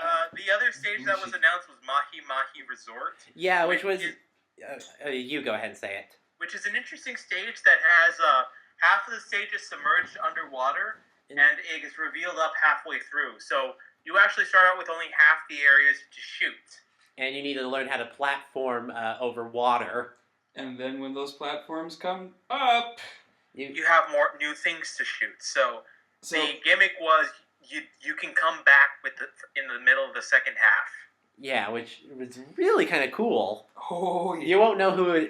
I really like the new designs of the stages because, to be honest, some of the early stages were kind of meh. Like, I forget what was the heights area, because it's just like one solid straight line, just back and forth, back and forth. It was all right, but it was really annoying to get through. Yeah, and if the other team got through, then... If they got through the middle part, they just started coming up your field, and it was hard and difficult to just go all the way around and down with the... Because I'm the one who uses the roller. I like the roller. And yeah, I remember watching you, and it looked like a slaughter fest. Yeah. Ooh. They're supposed to be continuing updates throughout December, where they will continually add new costumes and weapons, apparently. Yeah. Yep. And I wonder if this game will get a sequel. I hope so. Feel it. I feel it in my ink. Well, yeah, because squids don't have bones. Yeah. Alright then, so after that, they also Oh. announced the Nintendo Treehouse Splatoon tournament, which is alright. Not much for there. And then they announced something for Mario Maker. And this is something that is interesting as a trend for Nintendo. There goes a bike. Okay. Yeah, so what they're doing is, Mario Maker has over 3.3 million stages made as of when they posted the direct. So, Holy fuck. yeah. So it's kind of hard to search for a stage. Which For is why... For a particular stage in mind, yeah. Yes. Which is why Nintendo is now organizing a database that allows you to make an advanced search for all of your stages. A portal website. Yes. Which has a... Mario Google. Literally, yeah! Google Mario. Well, they also have Splatnet. Yeah, that's true too. So, this is something I've noticed. Nintendo's more open about making websites and stuff like that for their games. Which is pretty cool, especially with the competitive community going overboard on these sites. Oh god, yeah. And of course, Mario Maker. It's Mario Infinity at this point. I think I'm going to ask for Mario Maker for Christmas. I might want to try... Oh, Legend, you and I should make a special stage for everyone to try out. Oh, okay, so are we talking mild salsa or insane salsa in terms of difficulty? Extra spicy, chunky style. Okay, blood and guts it is. Let's make our own Kaizo level. I You think guys we would... are you going to be making the guy, aren't you? Oh, man. I don't think, though, that we're quite at the level of Ross O'Donovan from the Game Grumps, though, where he has a 0.04 pass rate on one of his stages. Literally 104 people in the world have ever managed to beat that stage. Yeah. Wow. Okay. Actually, I think it's fewer than that. I might be exaggerating. I have a lot of trouble with numbers. But anyway, yeah. Okay, so after that, Animal Crossing Amiibo Festival came out literally the next day. Okay. So at this point, this is the point in which I started actively tweeting the Nintendo Direct. Okay. And I remember my direct comment about this was, no wonder I didn't like this thing from the start. It's a freaking mini game collection, like from the old school PC days. Yeah, it kind of is. Because the main game is just a Happy Good Feels Monopoly. Yeah. And then they have all sorts of smaller mini games, which are basically just fuck off. And they're activated by the Amiibo cards. Right. And yeah, I gotta admit, I don't like it. The only thing I like about it are some of the Animal Crossing Amiibos. Like, which you're apparently hooked on right now because you want to get them. I want a KK Slider Amiibo, I want a Kix Amiibo, and I want a Tom Nook Amiibo. And you want a Wolf Link Amiibo. Yes. Well, I'm getting that with my pre-order, so shut up. And another Amiibo later on. Well, yeah, I did also get Mewtwo yesterday. So does that make... Oh, that makes 6 Amiibos now then, doesn't it? They're getting to you. Hey, they had Mewtwo's at the GameStop where I was pre-ordering. I did not have to pre-order them. They had them right there. I was getting it. Fuck you. You still bought the Amiibos. You're fueling the culture. Well, didn't we also mention that there's also, like, Amiibo dogfights? Yes. And unfortunately, they had to delay it until December. So that's going to make a good pre-Christmas watch. Oh boy. Yeah, like you fight amiibos in Smash. Amiibo cockfight, yeah. Yeah, amiibo cockfighting, and the loser ends up getting put into like a Saw-esque destruction machine. Yeah. I have an idea for some amiibos. Oh, really? Yep. Pokemon amiibos, whereupon you can level up the Pokemon and then battle them out. That'd be interesting. Mm-hmm. You buy the figurine, and that's the fully evolved Pokemon, and then you train that in your own game, and then eventually you pit that Pokemon out, and it does its own battle, kind of like in the Battle Palace in the Battle Frontier in Emerald. Oh yeah. So I would imagine seeing it more as like a mystery dungeon done with like a tabletop RPG style. I'm also thinking like maybe you train a Pokemon like in a Pokemon game, you scan the amiibo over it, and it scans the data of that Pokemon, and then you can do like in a special Coliseum that amiibo against another amiibo. You know what? All of these points would be fantastic if Nintendo would actually make a console Pokemon game. Yes! Because they haven't done diddly since Coliseum. Yes! Well, they did do Battle Revolution, but... that thing was slow as all hell. It was a very poor execution. Abysmal! Yeah. Anyway, we have Mario Tennis Ultra Smash for the sports enthusiasts out there. Which is also coming out the same day as Mystery Dungeon. Xenoblade Chronicles looks very fun with its mech action. Yes! This is probably one of the prettiest games I've seen in the recent generation. Oh yeah, I've already pre-ordered it. It's going to be mine December 4th release day. Oh boy. So expect to not hear from me for a while. And I believe you get a preloaded data pack if you get it early. All the data packs, which I believe amount to about 7 or 8 gigabytes worth of data. Which are they bonuses for the skulls? Like one's a basic pack to help. They're all to help speed up loading time. One's a skull pack to help loading between skulls in certain areas. Oh, okay. It's that. Oh, okay. But if you do a digital download, all of them are already in the digital download when you preload it. I thought it was like DLC where you get special armor or weapons for the skills. This is just special stuff to help speed up the game, and these are completely optional. However, they do recommend you download the basic pack. So in short, the game is so beautiful and amazing that it has huge load times, and these are basically to help speed it up. To bring it up. And yeah, like I said, the game looks fucking beautiful. Yes. And I've seen Game Explain do like where they had a Skell and they had to fly it over the entire first area. They just kept going higher and higher and higher and higher, well above well above the highest mountain, like going up and up, and the area was starting to fade out a little bit. Wait, you can go into space, basically? Well, not exactly space, but like really high altitude, like airplane level. Holy shit. So yeah. Oh my god. And you can see a lot, like the entire... And you can still see a lot. Like, the finer details will be in, but even when you start coming in, it comes in smoothly. Like, there's no pop-in, from what I saw. That is cool. And that will make exploration so much fun. Like, how high can I go? Am I going to reach lower orbit, or can I go beyond? Hello, Final Frontier. Well, you're already in the Final Frontier. You're New Los Angeles.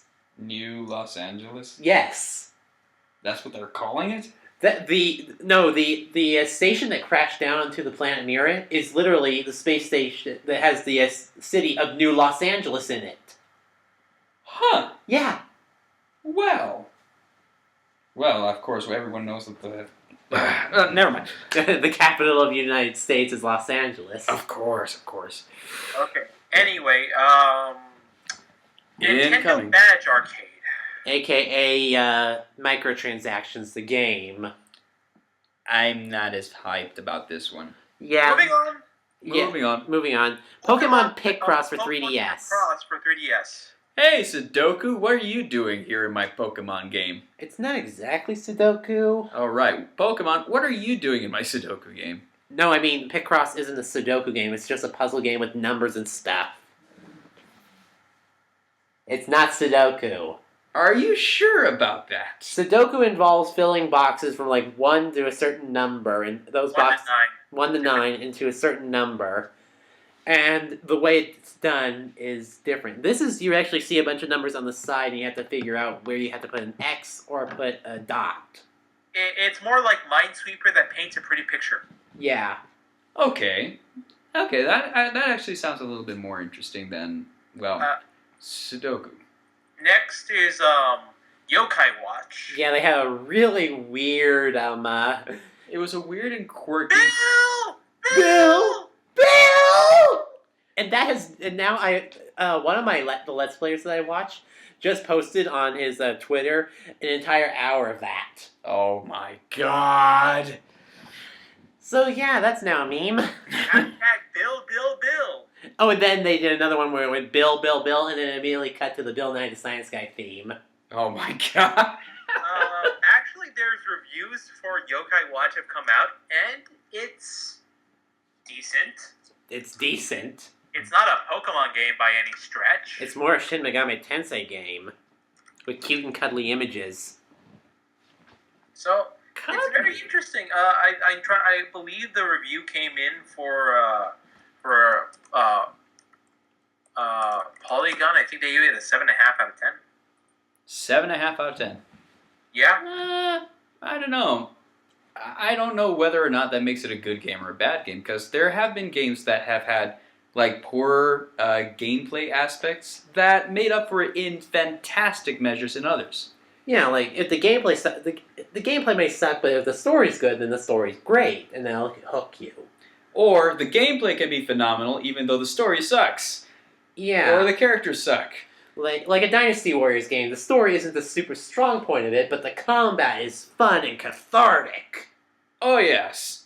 Though even that can get a little troublesome in some regards. Well, I'd like to think... I saw Jim Sterling do a video on defending Dynasty Warriors, and I have to agree with him. Stories may not always be super great, but the combat's always been polished and refined. Right. And even the spin-off titles like Hyrule Warriors and Dragon Quest Heroes are amazing, because they take their own little spin on things as well. Mm-hmm. And, oh god, Hyrule Warriors. And it's not just mashing a single button over time. You have to figure out patterns like A, B, or B, A, and stuff like that. Simple combat system, but it's a little tricky to master. It's a little nuanced, yes. Okay, so I'm reading the thing here for Yokai Watch, and apparently the biggest complaints are that you don't actually control the characters. You give them actions, and they do the work.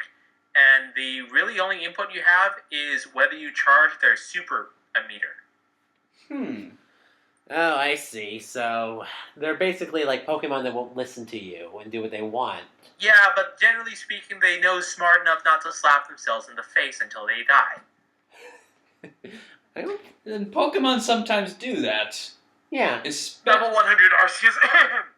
Yeah, a level 100 Arceus. Well, I remember my sister taking on the very first gym leader in Black and White with a level 90 or so Zekrom. Yeah? She got the event Zekrom and it slapped itself to death. Yes! Fail! On the Zekrom's part! Fail on Zekrom and on your sister. No, my sister was fine. She actually won the battle afterwards with the rest of her team. But the Zekrom fucked itself. Just took out a giant spark dildo and sat on it until it passed out. Yeah, pretty much. So, Yokai Watch, I think, may be a little better in that regard. Yeah, generally speaking, aside from the non-immersive combat, the other complaint was it has a case of fetch quest fever. Ooh. Hey, I need this. I need 10 of these. Hey, I need you to go ahead and kill this. Not as much fetch questy, but there's definitely run back to this point, or run back here, run back there. So, backtrack hell. Lots of backtracking, apparently. Yeah, that can kill a game for me. Oh, not if it's a good game. I mean, look at Paper Mario Thousand Year Door. Do you remember how much backtracking you had to do? Especially in Chapter 4? Oh god, don't remind me. Like, the creepy steeple for the 4th time? To be honest, I kind of liked the trip up there. It was still just annoying, though. Through the hyperclefts? Oh, yeah, don't remind me of that. Those fucking... Without any of your party members? Whatever. I just kept running. I don't care how much gold I lost. I ran from those fights. Also, this is I'll tell the wrap later. Next, Black Friday special, Wii U bundle with Super Smash Bros. 4 and Splatoon. And what I heard, it's actually $250 for that bundle. I'm not going anywhere near that. With that amount, with something like that, I think I will be staying clear of the streets when that day comes around.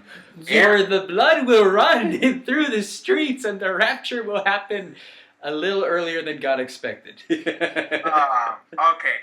Pokken Tournament, they showed off the neat little trailer for Shadow Mewtwo, which is at this point, I'm convinced, is Shadow the Hedgehog.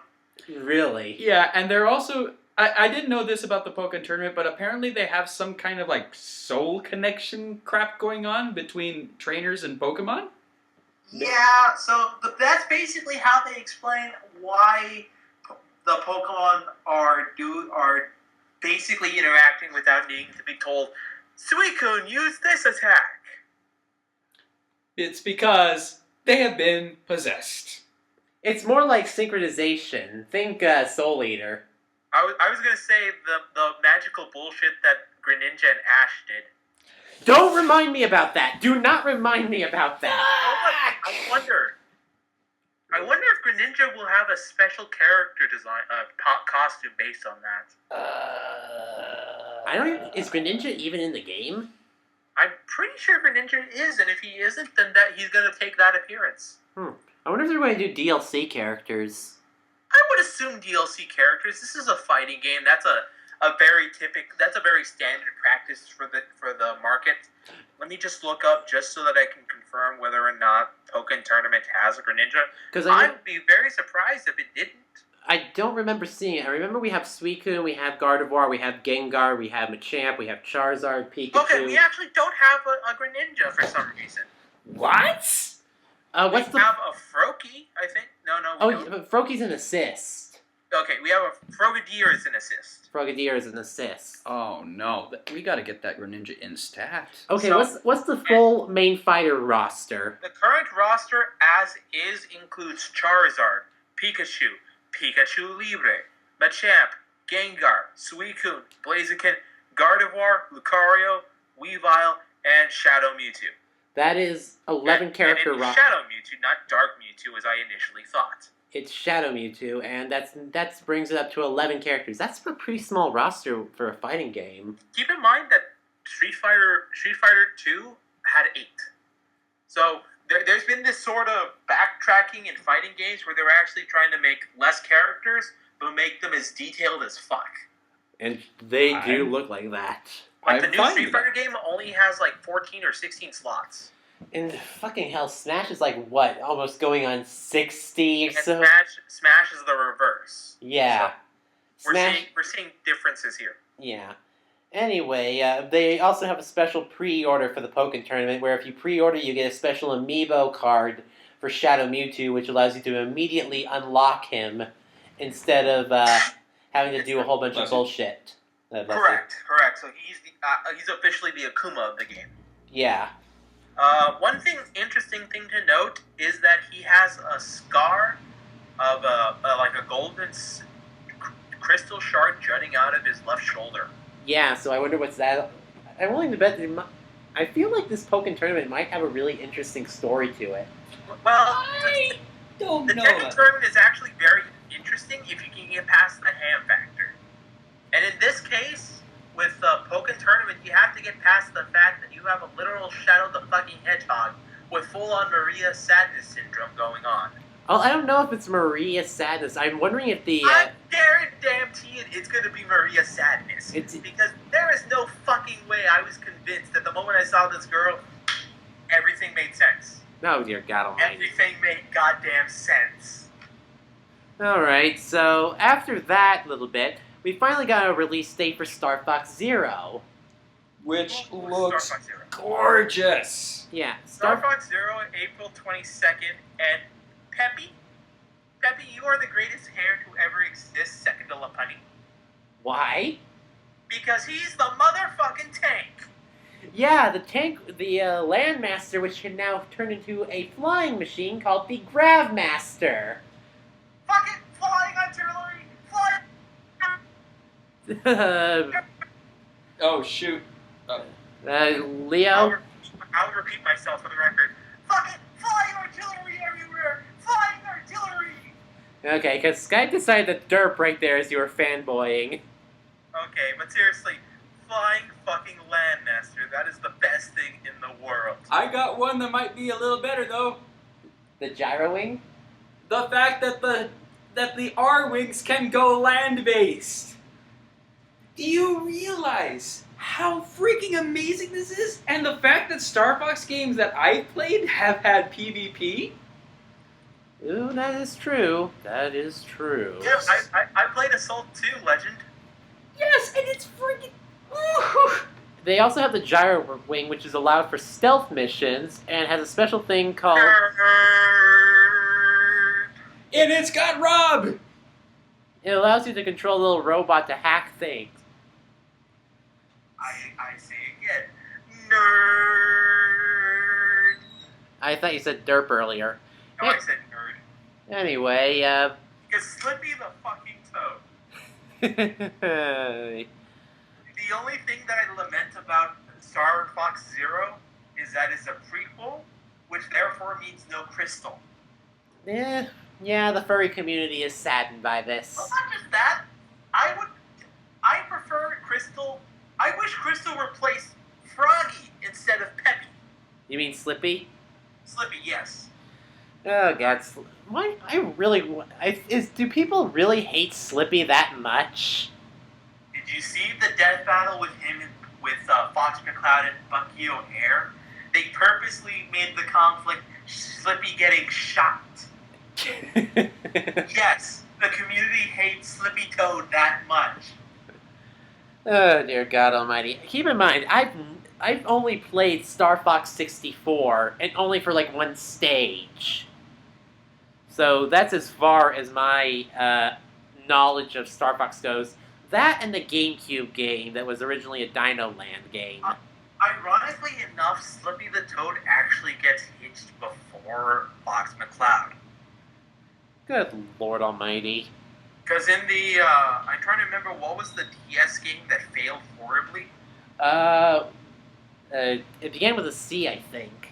Star Fox Command, there we go. Star Fox Command. In Star Fox Command, Slippy the Toad actually has a girlfriend for a consistent part of the adventure. If not, that's one of his endings.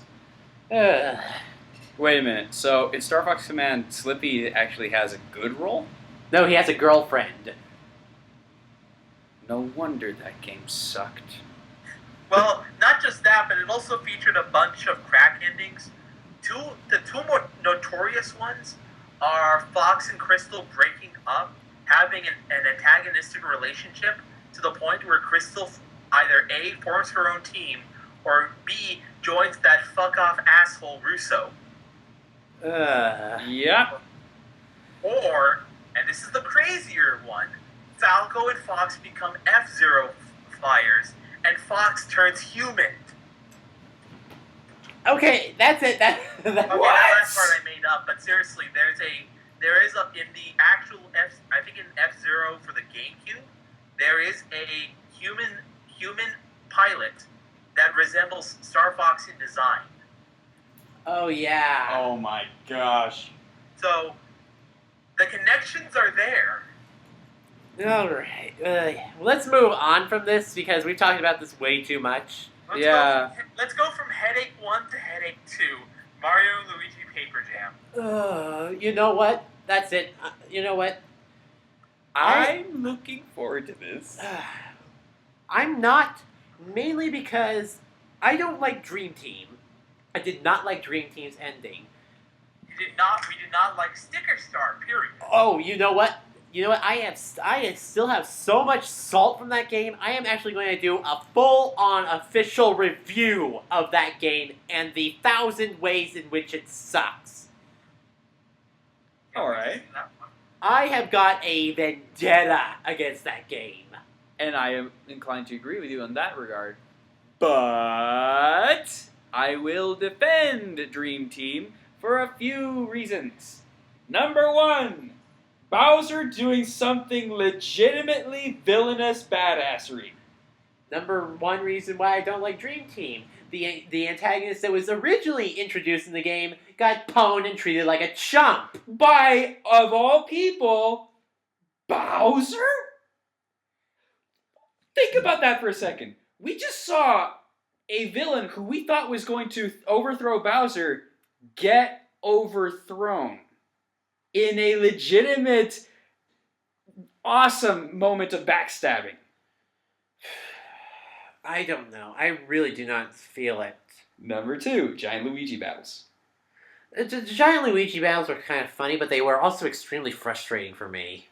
Alright, Dreamy Luigi. Okay, Dreaming Luigi was kind of funny. Just kind of all the stuff you had to mess with him. Mm-hmm. Okay. Can we continue on, guys? Okay. Well, I just want to make the point. There's a lot of potential for a fantastic game here, and we're now confirming that the Mario universe is split in two, a 2D one and the 3D one. Well, as far as we know with the partner timeline and the paper timeline. Yes. Matt Hat is officially, or not Matt Hat, Trailer Drake is officially saying that the paper universes and the regular universes are separate. Yes. So, there you go. Next, we have the announcement of a Lucas Amiibo and the next line of Amiibos, Yatta! And which also, comes out at the same time of Paper Jam. huh? Didn't they also announce that they were going to be working on a Royal Amiibo as well? Yes, they are, but the release date hasn't been announced yet, so we'll have to wait and see. All right. Next, Final Fantasy Explorers, which seems like a Final Fantasy / Monster Hunter hybrid. I don't know how to feel about that. On the one hand, Final Fantasy is trying new avenues. On the other hand, we've seen it do some pretty bad things with that. Yeah, And all the DLC is coming out. Yeah. On the other hand, it requires friends to play together to experience the full game. Well, you don't have to do it multiplayer. You can do it single player. Right, but it still puts you with CPU buddies if you can't do it on your own. Yeah. I have issues with games like that, so Yeah. that's just me. All right. Oh no. Now we start to get to some of the hype. Oh no. First off, Oh no. Fire Emblem Fates has a release date. Oh no. February 19th, and I already have it pre-ordered, but I'm not saying what I'm pre-ordering until we get through all of this. So first off, they have both a Conquest and a Birthright edition. Yes. Which falls in line with what happened in Japan. Yes. Yes. Buying one version, physical, either way, physical or digital, will give you the option to buy the other one at a reduced price. Yes, instead of paying the full $30 or $40, you can get it marked down for about $29 or so? Or was it $19? It was $39.99 normal, $19.99 for the second time around. so it's half off. Okay, and this is assuming that you can actually download it to your device. Yeah. Because Yes. I've had difficulty with that in the past. Yeah. Right. Well, there's also a third option, which we'll get to. But once you have two games, there is a third storyline called Revelation, which will show up later on. Which will be downloadable with the purchase of both games. So buy them both. Which is why they announced a special edition release with all three games for $80. $80! All three games for $80 with an art book and a special 3DS little pouch. Which I pre-ordered. So yeah, that's my other pre-order that I got when I went to GameStop. Oh, trust me, our wallets are going to be abused this February. This season! Our wallets are going to see worse wear and tear than at a BDSM dungeon. I feel like I should just go to Nintendo and say, take my money. Take my money. Just take it all. Take my clothes, take my house, take my car. Just give me all the games. If you don't have any of those, I don't think you'll be able to procure some of the stuff. I'm But- keeping the console, damn it.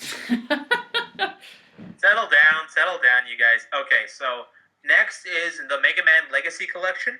Yeah, which has Mega Man's 1 through 6, the originals. Includes challenge modes and concept art for anyone who hasn't downloaded them. Downloaded the 6 games via the Virtual Console. Yeah. And also, sorry, Zero. No, you go ahead. You're more of the Mega Man buff than me. And it includes a regular and golden Mega Man Amiibo, which will unlock more challenges. Well, no, what it means is if you have a Mega Man Amiibo, it can unlock special challenges. But they're having a special physical release special where you can get a gold Mega Man Amiibo. That's what I'm saying, because the gold... Well, I was going to get to that, but because the gold Mega Man Amiibo hadn't been released before. Yeah. It's being released specifically for this collection. Which is pretty cool. And it's also making me realize that Nintendo treats Mega Man better than Capcom does. Yeah, that's the general consensus. All right. This next one. Gentlemen, brace your loins, because they are about to be blown. Oh. Pokemon. Red. Blue. And yellow. Why the fuck did we do that out of order? I don't know. Leo's red, Legend's blue, I'm yellow. I actually had yellow only. I never had blue or red. I'm talking about anyway. I'm talking about our color codes on the title card, damn it. Who cares about that? We had a moment. We had a fucking moment. And anyway, the moment's there. Red, blue, and yellow are out. It is amazing. And what's amazing as well... Well, hold on. They aren't out yet. They're going to be released February 22nd, the day that they were first released in Japan. 22nd or 27th? 27th, I mean. Okay, thank you. Okay, I just wanted to check. Yeah, the Oh. 27th, so the day before February ends, they come out.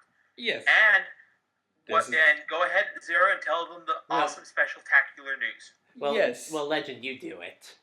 So, you remember back in the day, if you're the younger generation, and we'll go ahead and say this, before we had the fancy wireless functions that allow you to connect almost instantaneously and with very little hassle and whatnot, we had something called the trade cable. The Game Link cable. Oh, how that thing screwed us over. The thing was more rare for me to find than the frickin' True Cross. And far less reliable. I had so much bullshit happen because of that damn cable. Oh, yeah. As did I. But Lose- the good news, people who wish to trade with others, the red, blue, and yellow downloadable versions of the game will feature trading to work with the 3DS wireless system. Which is amazing. It also makes me realize there'll probably be some new types of hacks and stuff exploitable with that. So there's two things I realized going into this. Number one, we are going to have a reemergence of Pokemon fans because all the Gen 1ers are going to be coming back to play these games and will actually have the opportunity to possibly play the newer Pokemon games. Which is awesome. Yeah, and realize that their nostalgia blindness is Kind of filtering out the good stuff that has been coming out in Pokemon lately. yeah. And all the changes. Number two, it brings about we get to see, as we are now, the competitive version of Red and Blue and Yellow in Pokemon. Yes. We get to actually see competitive viability in the Pokemon as it once was. I mean, Smogon had strategies for red and blue and yellow. But I think they've been since buried. Well, they've been buried, and they probably weren't very reliable ones because no one ever did them anymore. They more focused on the new generations. Well, no. When you play on online, there's definitely a community out there that still plays the classic games competitively. Oh, okay. They just played on a different channel, but we are actually going to be able to see that live. Yes. So that's point number two. Point number three is how much is Nintendo going to patch these games? That's true, because I brought up the point that they didn't have a name filter system in Generation 1. So you could basically type down anything you wanted for the name. Correct. Yeah. So, you could go ahead and name your Marowak Boner. Or your character, fuck, I... Or asshat for your rival. Yeah. Oh, I remember now. His name was Douche. I'm not sure we should be tormenting our amnesiac Professor Oak with such a travesty for his own grandson. Fuck it. But even better anyway, it will be coming out February 27th. I believe the games are being sold individually. Yeah. I So think it might probably just... no more than, what, $9 a pop, you would say? Yeah, that'd probably be about right. Either 9 or $10. Mm-hmm. I would say that's easily more than fair for these games. Oh, yeah. And I do hope that they patch out the ridiculously overpowered and annoying binds. Oh yeah, that's the other thing. I wonder if they're going to do things like patch out bind or fix the focus attack glitch. What's the focus attack glitch? I never heard of that one. Basically, our focus energy, the critical hit buff actually does the reverse. Oh. Oh my god. And Actually, there's all I don't sorts know. of other stupid glitches that occur on. There's a whole list of them, but that's generally one of the bigger ones. This is really going to be interesting because they're taking an old game and they're going to be bringing it back to the world in a more technologically advanced world. Yeah. They could do patches. I hope they don't patch out some stuff, though. Like what? Like a certain little sprite that was accidentally discovered long, long ago.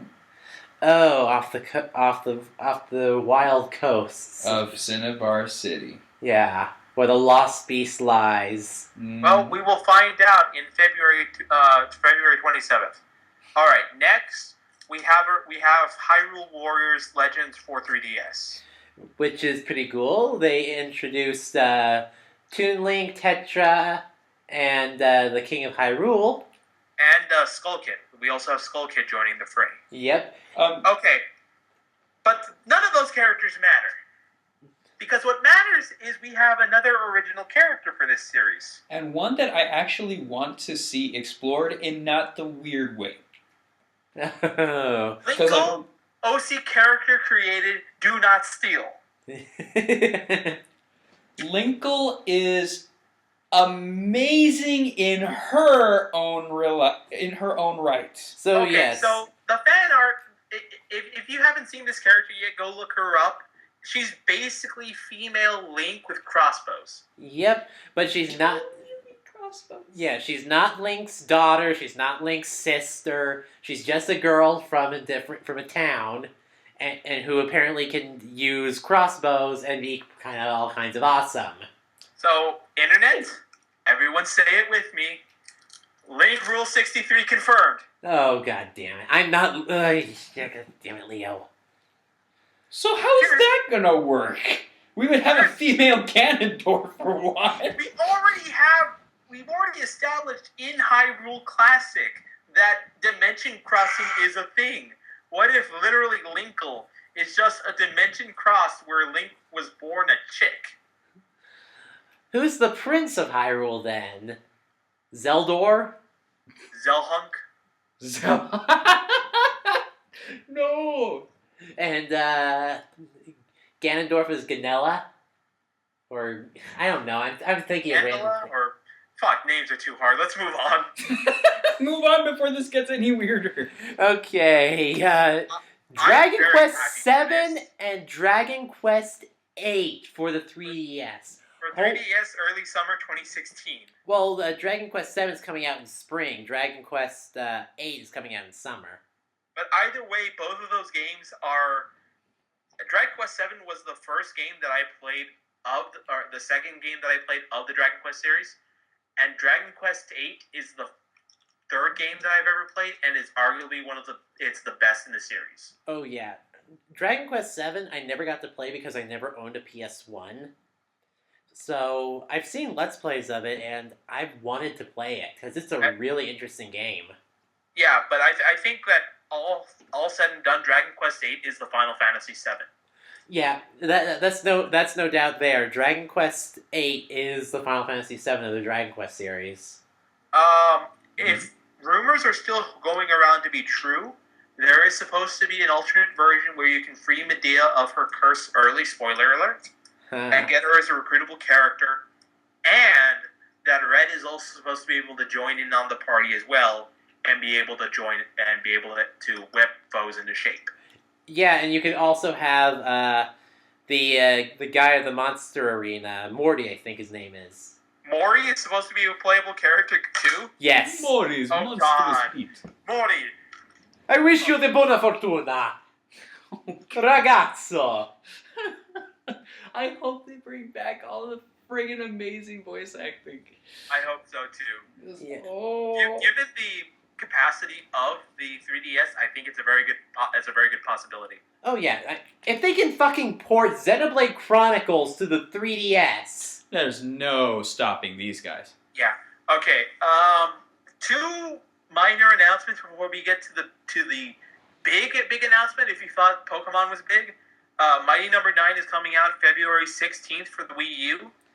I do have this one caution. I would recommend giving it the Japanese dub as opposed to the English one if you want to save your sanity. I heard a funny joke when I was watching someone seeing that, and they were saying, "Hey, why is Nintendo putting a canceled game on this?" Ooh. Because Mighty Number 9 keeps getting pushed back. I'm willing to bet it's not going to come out February 16th. Actually, I think it will be. The delays were coming up for other reasons, generally just polishing, but it was kind of disappointing, but it should be coming out this time. Alright, and then... the other one is Project Cross Zone 2, which includes Phoenix Wright and Maya from Phoenix Wright fame. They also include Fiora from Xenoblade Chronicles. However, in the actual trailer itself, they didn't show off Fiora using an attack. They showed off Cosmos from Xenosaga. They got the wrong Xeno game. Yeah. Which made me laugh. Well, maybe Fiora is going to be as a secondary character.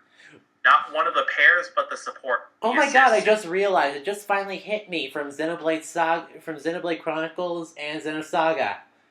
Two women that have been they're basically been turned into robots. Yep. Well. Yeah. And provocatively dressed robots at that. And I just realized they also are very similarly designed. Also true, though they are from the same creator, right? From the same... I think so. I think the same person who made Xenogears and Xenosaga is also behind Xenoblade Chronicles. Same series, not necessarily the same artist, I think. Yeah, because Xenosaga was originally... I originally was going to do like a review for the Xenosaga series, but that kind of fell by the wayside. Yeah, it fell through the cracks. So, a little bit of trivia about it. Xenosaga was actually supposed to be 6 games. Huh. Right. And the 5th game was supposed to be a remake of Xenogears. Ah. Yeah, that's a little bit of info about that, but because of some, I think, money issues with Monolith Software, they just kind of had to sell off. Yeah, Nice. I do remember that. Yeah, so I believe Bandai still owns the rights to Xenosaga. So yeah. They just never got around to doing the rest of that series. Yeah, which is kind of a shame, because it ended on a really depressing note on 3. Alright, well, we get to the end of it. Oh yes. Oh no. This is the moment the internet screamed. The internet screamed the enjoy, pain, and orgasmic bliss. I have nothing to say about this. So, Cloud of Final Fantasy VII is in Smash. yeah, Oh my god. Cloud Emo Strife is in from Final Fantasy VII is in Super Smash Bros. 4. And one of his alternate costumes is his pimp coat from Advent Children. Yes. Which actually was pretty cool looking. Oh, not gonna lie. Yeah, I always did find that outfit looked really snazzy. And there is something I would like to note about the trailer itself. I mean, don't get me wrong, the hype is real for Cloud, and even more interesting, this isn't even the character that everyone voted for. Yeah. So, take another look at that trailer if you're a big fan of Final Fantasy VII, and look and see and find all of the Easter egg scenes that were cut practically straight out of Final Fantasy VII, reenacted in Smash Brothers format. Like with Zelda holding the flower. Like Aerith. Yeah. The final showdown with Sephiroth with Ike standing in. Yeah. Yeah. Okay, so as far as the character himself goes, yes, he's another sword character, but I think he has I think he holds a slightly different place compared to Ike and Shulk, whom I'm seeing. Those are the two I'm comparing him with. He's kind of like a hybrid between the two because he has the ability to charge up a limit gauge. I'm assuming that would be his B attack, and that the other attacks would work as follows. His cutter attack, does it have an actual name? I don't think so yet. But the energy blade that he makes, that's probably going to be his side B. Yeah. The up B is actually a delayed version of like an ether, so he can go up and use it as a recovery, or he can do an additional input and then do it like a mini ether. Yeah, I could see that. But it probably doesn't go as fast, and it probably does not have the same oomph to it as Ike's does. Mm-hmm. But it can recover. It can actually recover instead of it being a 50-50 chance of death. Yeah, and with the limit gauge, he actually gets extra height. Right. Attack power. Well, and then I would assume his down B is the sword flash where he makes the katakana on the opponent, and can stun them. Yeah, I could see that. And then the charge with the limit gauge is either his B or his down B, and then you switch to the buttons as necessary. All right. And of course, obviously, Omni Slash is the final Smash, no doubt about it. Which is basically a Great Ether clone.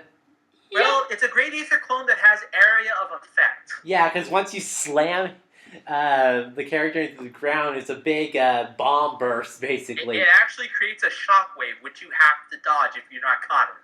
So it is like Ike's. No, because Ike's has a direct area of effect only around him. We're talking it covered the entire stage of the Kalos Elite Four. Yeah. Okay.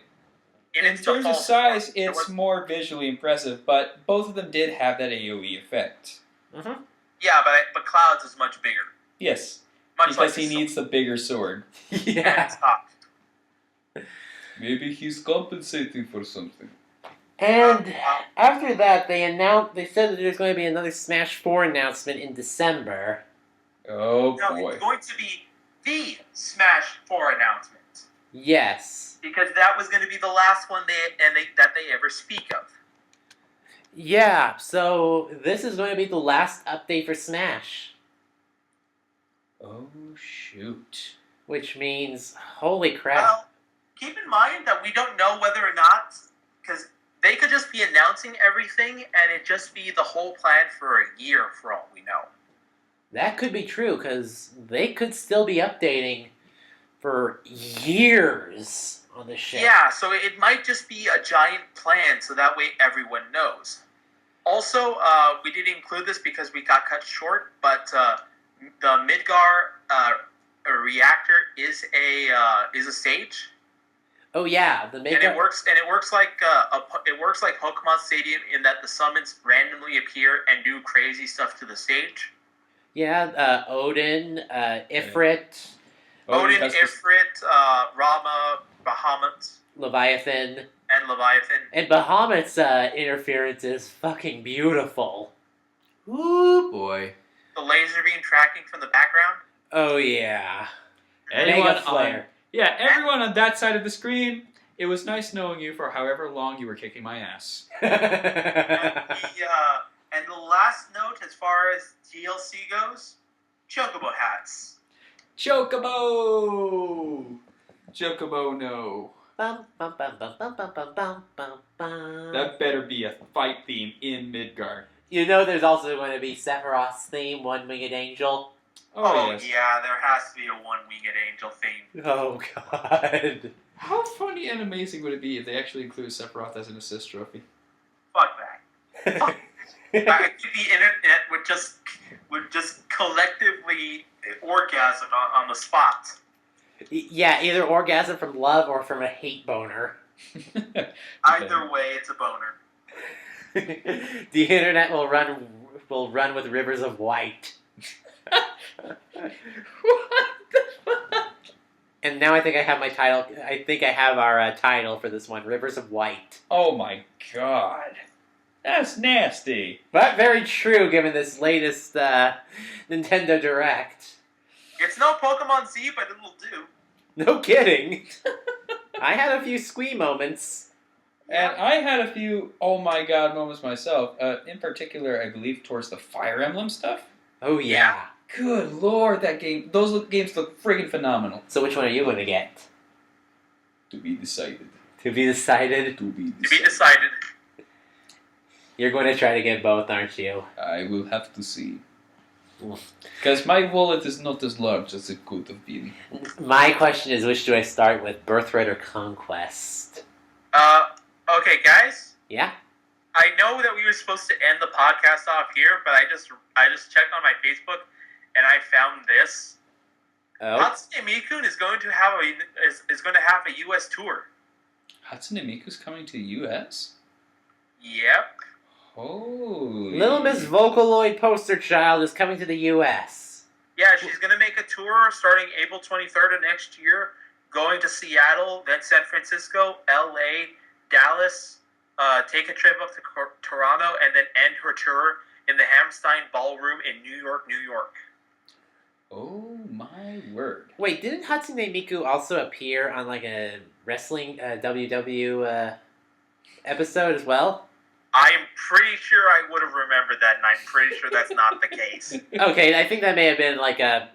I saw a GIF of that. It may have been a doctored GIF. My mistake. It's probably a doctored gift. I'm gonna check this up just to be sure. I'm pretty sure she is not. Okay, let me see here. Either way, that is going to be video interesting. games. There's a costume of her for Sophie in Tales of Graces. Well- There's some colors for her based in Skullgirls. I think that's a DLC. Okay. Miku ranked 12th in a Japanese poll of characters who should be added to Smash Brothers, and second in a poll for downloadable characters for Sonic and All-Stars Racing. What? And she was announced back in July as a DLC character for Persona 4 Dancing All Night. Yeah, she's in there. Yeah, she looks That like... one's the only one that makes sense. Okay, Zero. Yeah? Miku actually performed on the late night show with David Letterman. What? I'm going to have to look Yeah. that up on YouTube. Yeah, last year she made an appearance in America TV by performing Sharing the World on the late night show with David Letterman on CBS.